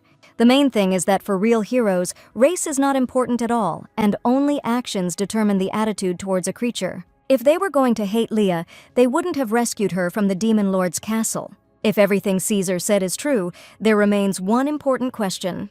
Leah might actually awaken as a demon lord, which is a much more serious problem. By the way, the cocoa will cool down soon, Kyrgios asks to empty the mug first. It may seem selfish, but Leah hopes that even in this case fathers will remain kind. They had already accepted a girl into their family once, which meant they wouldn't just give up on their daughter. At least, she really wants to believe in a happy ending to the story. A few hours later, the entire company arrives at the Duke's estate. Nicholas's younger sister thanks the young lady. It is a great honor for them to be her guest. In response, Leah asks to leave behind the gratitude and simply sit down next to her. Leah decides to be honest. She really likes Nicholas's paintings. She recently decided to hire a young artist and assigned him a lot of interesting work. He suddenly admits that he always considered himself a mediocre painter, wanting to quit as soon as possible. This confession takes the girl by surprise because the most talented artist is speaking to her. The head of the publishing house said that no one but him would buy these paintings. He continued to paint only because it was Nicholas's duty to take care of his sister. The scoundrel simply manipulated the guy who wanted to feed his little sister. Leah is confident that his talent will soon be admired by the entire empire. She is personally ready to take care of this, starting with a simple order for creating illustrations. In other words, Leah offers him a contract according to which the young man will carry out orders. It's better to read the terms and conditions carefully, although the girl drew them up with the artist's benefit in mind. Suddenly, Nicholas decides to ask something before starting cooperation. He says it as if he is afraid of appearing impolite in front of her. Now he will not paint under a fictitious name invented by his boss. This name doesn't even have any real meaning, and always distracted the young man from his normal work. There is no doubt that the empire must know the artist's real name, and not a stupid pseudonym. Leah is confident that his name will become one of the most famous in the empire and will forever remain in the history of painting. In response, the artist promises to work hard to ensure that the young lady's words come true. Several months later, everything the girl said seemed more and more like the truth. As the first prince passes a crowd of people, he hears the name of an artist who has recently achieved fame. All copies of the first batch of books were sold out in one day, and the artist's name was heard everywhere. For several months now, the biographies of the characters invented by Leah have been in great demand. The girl made small brochures with samples of stickers and distributed them for free in stores. When you introduce something new to people, the best way to advertise it is to give it away for free. The stickers were also tested in the Magic Tower, and the effect exceeded even the wildest expectations. It seems like this girl doesn't even realize how talented and amazing she is. At this moment, the prince is called into the house. They have already arrived at the Duke's estate. Leah has been waiting for her friend to arrive for a long time, and she decides to introduce him to Nicholas right away. Nicholas is the same artist who illustrated the biographies of the heroes. Assistants helped her with the design, and Nicholas himself did the stickers and illustrations. Thanks to his talent, they managed to achieve great success. But first of all, she thanks the first prince, who gave Leah the idea with the stickers. He assures that this is nothing special. He only gave a few simple tips on how to promote the product. Once again, Rakius is convinced that his life is different without this girl's radiant smile. However, now it seems to him that the number of rivals for the right to be with her is growing every day. But now she is here, and it is the prince who will learn the next news. Leah decides to show the young man something, and to do this he only needs to walk a few steps. Coming a little closer, the first prince did not immediately believe that he was seeing this with his own eyes. However, his eyes do not deceive him. Here indeed is a biography of the great King Theodore. Legend has it that after a long and grueling battle, this ruler completely drove out the demons. Guided by the stars and his inner feeling, he founded the Carolingian kingdom. And now in the hands of the first prince is the main book dedicated to the greatest warrior and ruler. The main thing is that the biography of Rakius himself is closely connected with this ancient kingdom. His maternal grandfather is a fallen warrior who participated in the final battle against the demons. This is the next volume in the biographical series, and Leah only wanted the prince to see it first. Looking at the book, he suddenly recalls that Leah wanted to choose the historical figures herself. It turns out that it was not by chance that she chose the great King Theodore and the first prince's own grandfather. Mostly, people only know that the kingdom is the birthplace of the first empress. But in general, the Carolingians were almost forgotten. Even the names of the main warriors were known to few. Leah wants the people of the empire to remember the sacrifices made by the people who lived on the border with the demons. It was only thanks to the valor of the border defenders that the demonic entities did not invade the empire. Even if they can't repay their debt, at least the world should remember their names. Perhaps after today's meeting, Rakius's last doubts were dispelled. Taking the girl by the hands, he expresses sincere gratitude for her kindness. But most importantly, Leah was the only one who still remembered the exploits of the first prince's ancestors. For Leah, just meeting him is a reason to create a biography of the ancient ruler. She offers to eat something tasty on the way to the mansion, promising to treat him. Finally, Rakius understands the reason why it is impossible not to love this girl. A few months later, sales of biographies of great heroes are breaking all records. Time really does fly by. It was only the beginning of spring on the day of the artist Nicholas's arrival. His illustrations for biographies became real hits, and children read the books as if they were captivating stories. The general biography of the three heroes turned out to be especially in demand. They were even sold at inflated prices. When Nicholas first saw the sales figures, his eyes lit up and he started working twice as hard. The supply of stickers has also stabilized, and business profits continue to grow. There is only one thought that has been bothering Leah for a long time. Suddenly, she hears a loud clash of swords, as if someone was planning to start a real battle. Turning around, she sees sword training in front of her, but the first prince doesn't look like a beginner at all. The Duke is pleased with his progress, but advises him not to make so many movements. He wastes his energy in vain, throwing out swings to the delight of his opponents. Usually, such technical shortcomings lead to something more than just defeat. Kyrios noticed how the prince exposed his shoulder, which meant he still hadn't learned his previous lesson. In response, the first prince reminds him that he has not yet reached the level of a great swordmaster. Suddenly he notices Leah. His friend decided to watch the training for a bit. She also took clean towels and water with her, which would help on such a hot day. Looking at these children, the Duke is convinced that things will not be limited to simple friendship. It looks like the young man has a long way to go before he becomes as skilled as his fathers. Leah believes that one cannot be too demanding of a 14-year-old student. Instead of empty talk about his poor technique, she offers him a little snack. Caesar has already heard about her business. Their little one's business is flourishing more and more confidently. Someday, even a prince might be featured in a series of stickers about the empire's greatest heroes. However, Kyrios doesn't think so. The boy will never rise to such a high level. He reacts to comments so amusingly that the magician enjoys teasing the first prince more and more. Suddenly, the Duke asks a serious question about how things are going in the imperial palace. The prince admits that the empress has been in a bad mood lately. However, there is no need to worry about this. Rakius is quite capable of handling the problems himself. Incidentally, the empress's mood worsened even more after the successful sales of the heroes' biographies. This answer seemed strange. Siegfried does not understand what the success of the sold books has to do with it. The reason is that Leah chose historical figures from the Carolingian people. She did this for Rakius, and now he was being oppressed in the palace. For the prince, this is no longer important. He is glad that the people have learned about the feat of the greatest nation of antiquity. Rakius thanks her once again for the wonderful books. The biographies are truly very interesting. On this note, they decide to head back, especially since Leah can't linger in the cold. Soon the whole group arrives home, and somewhere in the courtyard of the mansion, loud voices are heard. As usual, the servant meets his master, but this time not empty-handed. An urgent letter was delivered to the mansion an hour ago. It must have contained something important. However, there is other news. The servant announces a special invitation for Miss Leah. Her only friend is Rakius, so who decided to send the invitation? Taking the letter in her hands, she realizes that the handwriting belongs to Countess Ghiberti. There is no doubt that it is she who decides to invite the girl for a personal conversation. The Countess's residence is preparing to host a modest tea party, but only one young lady is missing. The Countess promises that Leah will be surrounded by many children her age, so the girl will definitely not be bored. It's hard to understand how she had the decency to send this letter after everything that happened.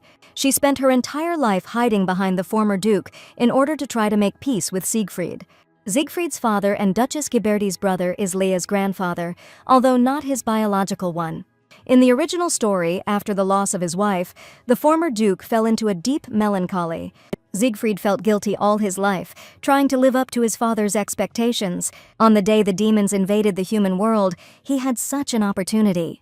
Siegfried was the first to raise his sword to stand in defense of all mankind. That day he left the estate, vowing to exterminate this dark spawn forever. However, the father tried to stop him, fearing to forever renounce his only son. The young Duke assured that from now on he would live as his heart dictated. As he says goodbye, he asks his father to take care of himself and not to judge the decision made by his child. With these words, the Duke went to the place where the most famous battle with the demons later took place. Fortunately, unlike in the original book story, Siegfried returned home alive. The fact that the former Duke came to the capital speaks of his desire to make peace with his son. The Countess's insidious plan is easy to understand. She wants to improve relations with Duke Siegfried. However, Leah intends to use this to her advantage, and the Countess herself is exposed to attack. The next morning, at the city residence, the girl tells her father everything. Of course, he was surprised to learn about the Countess's impudence and her latest trick. In addition, the former Duke of Orleans must stay at her family estate. Leah hopes that she won't have to go to the tea party alone. The Duke is obliged to go with her.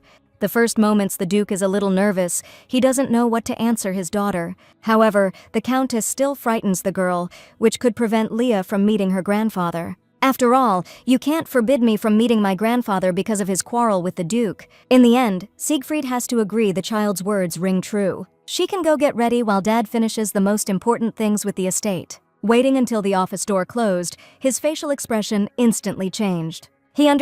First of all, the Countess suggests that her brother think hard about that girl. The heroes brought it from the Demon Lord's castle, but this could be very dangerous. In response, the former Duke reminds her that she should not behave this way towards her nephew. The Countess knows perfectly well that Siegfried has already adopted the girl. This issue has long been resolved. He did not pursue this matter further, as his son had made his intentions clear. However, Charles does not understand why the woman invited this girl to her mansion. Of course, she wants to improve her relationship with Siegfried, but she can't say it directly. Without answering, the Countess decides to change the subject of the conversation, recalling moments from their shared past. Charles realizes that there is no point in continuing the conversation. It is time to get back to business as usual. It's good when people understand each other at a glance. The Countess also remembers about household chores. Left alone, Charles begins to regret visiting his sister's mansion. Undoubtedly, having such a brave and illustrious son, the old man has great reason to be proud. But after adopting a strange liberated girl, Charles is haunted by dark thoughts. He's probably worrying about the girl for no reason, even though the situation seems too suspicious. He needs to learn to trust his own son, otherwise they will remain enemies forever. On the day of the appointed event, the Duke actually goes there with his daughter. He had doubts about it last night, but he had already made his promise and could not refuse. If it weren't for Leah, the Duke would never have met his father after all the abuse he heard. Moreover, 2 days before the tea party, Caesar recommended introducing the girl to high society. Kyrios is also sure that they can't keep her away from the nobility, otherwise Leah won't be able to make connections. Miss Leah will show her best side. There is no need to worry so much about this. Finally, the priest warned that conflicts with the former Duke should be avoided. Even if his father provokes him into an unpleasant conversation, Siegfried must think about his reputation. As for Leah, she will definitely cope with all the tasks assigned to her. In this mood, they get out of the carriage, finding themselves at the Ghiberti estate for the first time in a long time. It must be said that the Countess did not lie there. Really are many children of Leah's age here. The Countess thanks the Duke and the young lady for the honor of their visit today. They must be tired after a long journey and want to rest a little in the living room. Looking at her, Leah expects every second another mean trick from her treacherous aunt. However, the first minutes of the meeting go well. The Countess knows how to hide her intentions. After listening to her speech, the girl decides to play along with her, pretending that there was no quarrel between them. It must be said that the young lady does it no worse than the countess. However, besides her, there are many people in the estate who want to personally greet Leah. Her name became known throughout the empire, and various rumors circulated among the people. Addressing all the guests, Leah thanks them for their kind words and looks forward to spending time with them. Only one gentleman stands out from the other guests with his gloomy appearance. This is none other than the former Duke Charles and father of the current Duke. It's hard to say how many years the father didn't see his son after their last argument. Leah greets her grandfather warmly, as if she doesn't know about their conflict with her dad. If there are any problems regarding the girl, Duke Siegfried is ready to solve them.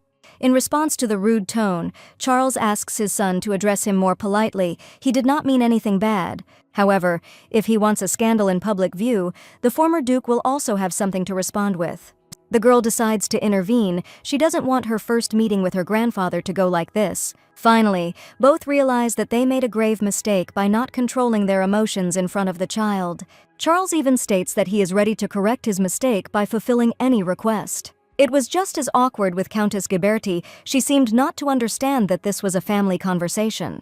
However, the Countess is not used to waiting. She invites the guests to come into the house. Accompanied by the Countess, the adults retire to another room while the children get acquainted in the tea room.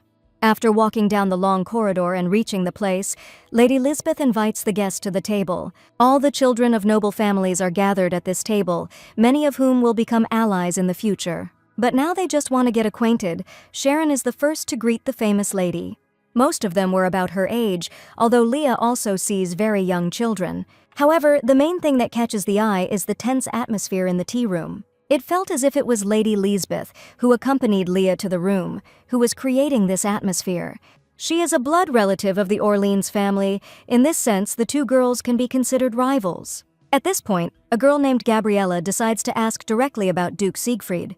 She heard that Siegfried himself accompanied Leah to the estate, which was hard to believe. Leah explains that this man is her father, so it's no surprise that they arrived together. Probably, after hearing this, each of them wanted to be in Leah's place for at least one day. After a short time, the conversations become livelier, and the girls are no longer shy about talking to each other. By the way, the illustrations of the Duke's gaze as he slays a demon are sure to captivate any reader. From the conversation, Leah understands that Duke Siegfried is the most beloved character in the series. While her fathers fought the 5 demon lords, Leah was locked in a dark room. The story of the rescued girl's first meeting with the heroes turned into the plot of an ordinary novel. It's good that Leah didn't tell in the book how everything really happened. Lisbeth also read this biography. The moment with the destruction of the last demon is especially fascinating. It's strange that a girl her age likes fight scenes more than romance. Lady Lisbeth knows the Duke to be a merciful man, since he took Leah from the castle. Deep down, she's sure he only saved Leah out of pity. However, she is not a blood relative and therefore has no right to claim the title. Looking at her, Leah already begins to understand who will become the next main villain of her story. There was silence in the room for a moment. Lisbeth shouldn't have made such hints. Breaking the silence, Leah thanks everyone who speaks highly of her father. She promises to convey to her father all the words spoken at this table by her new friends. This is quite a clever move, because it is difficult to guess what reaction Duke Siegfried will have. Meanwhile, she asks to consider this a small thank you for inviting her to the tea room. Realizing that this hint was addressed only to her, Lady Lisbeth apologizes for her thoughtless words. However, she was not used to giving up on her endeavors halfway through, otherwise she would not have become so successful. The atmosphere is getting tense again. It would be better to change the topic to any other one. Leah suddenly remembers the free stickers that come with every book. This change of topic seriously irritates her rival, and Lisbeth feels like a loser. At this point, she decides to draw attention to herself by stating that Sharon's tea will soon get cold. She assures that the girl will not taste such luxurious tea anywhere except at the Ghiberti family estate. In response, Sharon promises to drink it later, when the tea has cooled down a little. Unable to bear the reproach, she suddenly demands that the girl stop her hints about the wrong temperature of the tea. You can't disrespect someone else's sincerity. Just looking at Sharon's tea is disrespectful. Having said these words, the strange person for some reason sweeps away the cup of hot tea. It's clear that she did this on purpose so that Sharon's new dress would become unusable.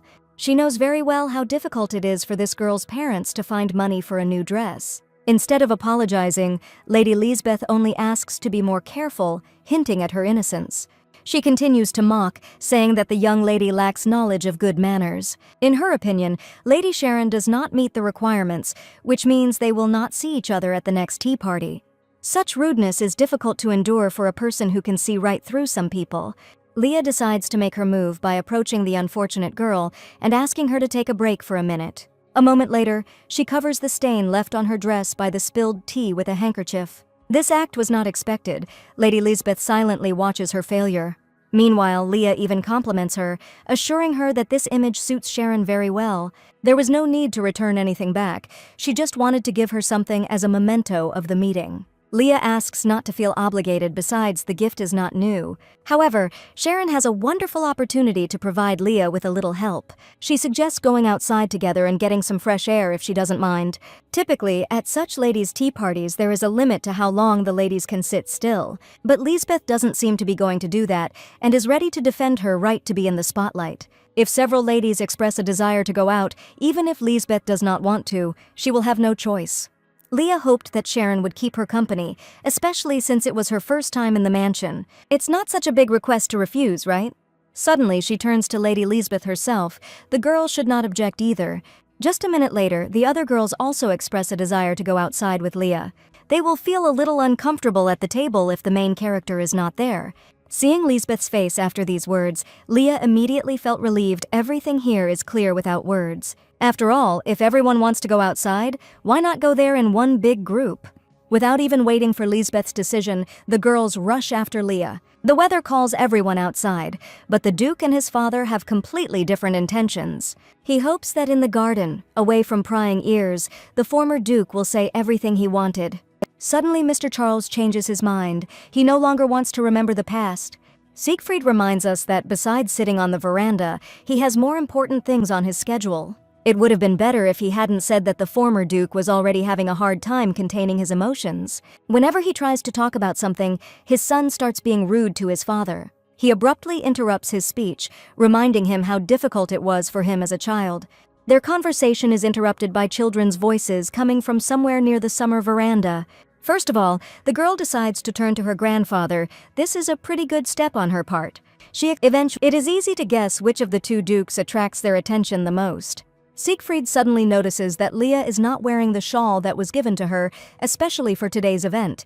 She quickly tells the story of the spilled tea that Miss Ghiberti had to share due to a mistake. Luckily, Sharon was not hurt, but the girl needs the shawl to cover the stain on her dress. Lady Lisbeth promises to compensate for the cost of the dress. There is no doubt about that. From the tone of the haughty person, it is clear that Lisbeth is apologizing only because of the presence of the dukes. In case Leah gets cold without her shawl, Siegfried suggests they return to the house. Watching the touching scene, the former duke gradually realizes that his son has long since changed. Finally, the girl honestly warns that she will watch them from afar. She doesn't want her loved ones to start a quarrel on such a beautiful day. Perhaps this meeting in the garden will change a lot in relation to Charles. Before, he hadn't noticed how kind this child was and acted like a real fool. Such words could touch any father, and besides, the Duke had not had a heart-to-heart talk with the former Duke for a long time. Watching her go, Charles feels as if he is watching his own child. Once upon a time, the little Duke himself was very similar to her in character and attitude to business. He too followed through with everything, ultimately achieving great success in whatever he undertook. Sometimes it seems that Leah is Siegfried's real daughter, comparing their mannerisms. It's a pity that only now is my father saying a few of the most important words. He always looked too stern. A simple conversation with his father was worth its weight in gold, and now he suddenly understood what the Duke had been missing when he was still a child. Siegfried thought about asking something else, but then decided to leave the second part of the conversation for the evening. I wouldn't want to disturb the peaceful atmosphere he shares with his father for the first time. Meanwhile, the conversations in the women's company do not stop. Everyone is discussing the Duke's appearance. Of course, every girl envies Leah and is ready to give everything for 1 minute in the role of his daughter. Lisbeth realizes that all the team's attention has shifted to her rival, suggesting that she return to the house. Right now, she needed to stop the noisy conversations and ruin the mood. Suddenly, Leah suggests holding the next tea party in 2 days at the Orleans family mansion. Lisbeth doesn't mind at all, although she thinks it would be much better to spend it in the fresh air. If Miss Leah objects, she is prepared to make concessions and hold the event in the room again. Leah likes this idea, especially since the weather now allows it. Surely Miss Lisbeth makes this unusual proposal only because she wants to contribute something special. But don't worry, Leah promises to give all the guests a special surprise herself. To live up to Lisbeth's expectations, the main surprise of the next tea party will go to her.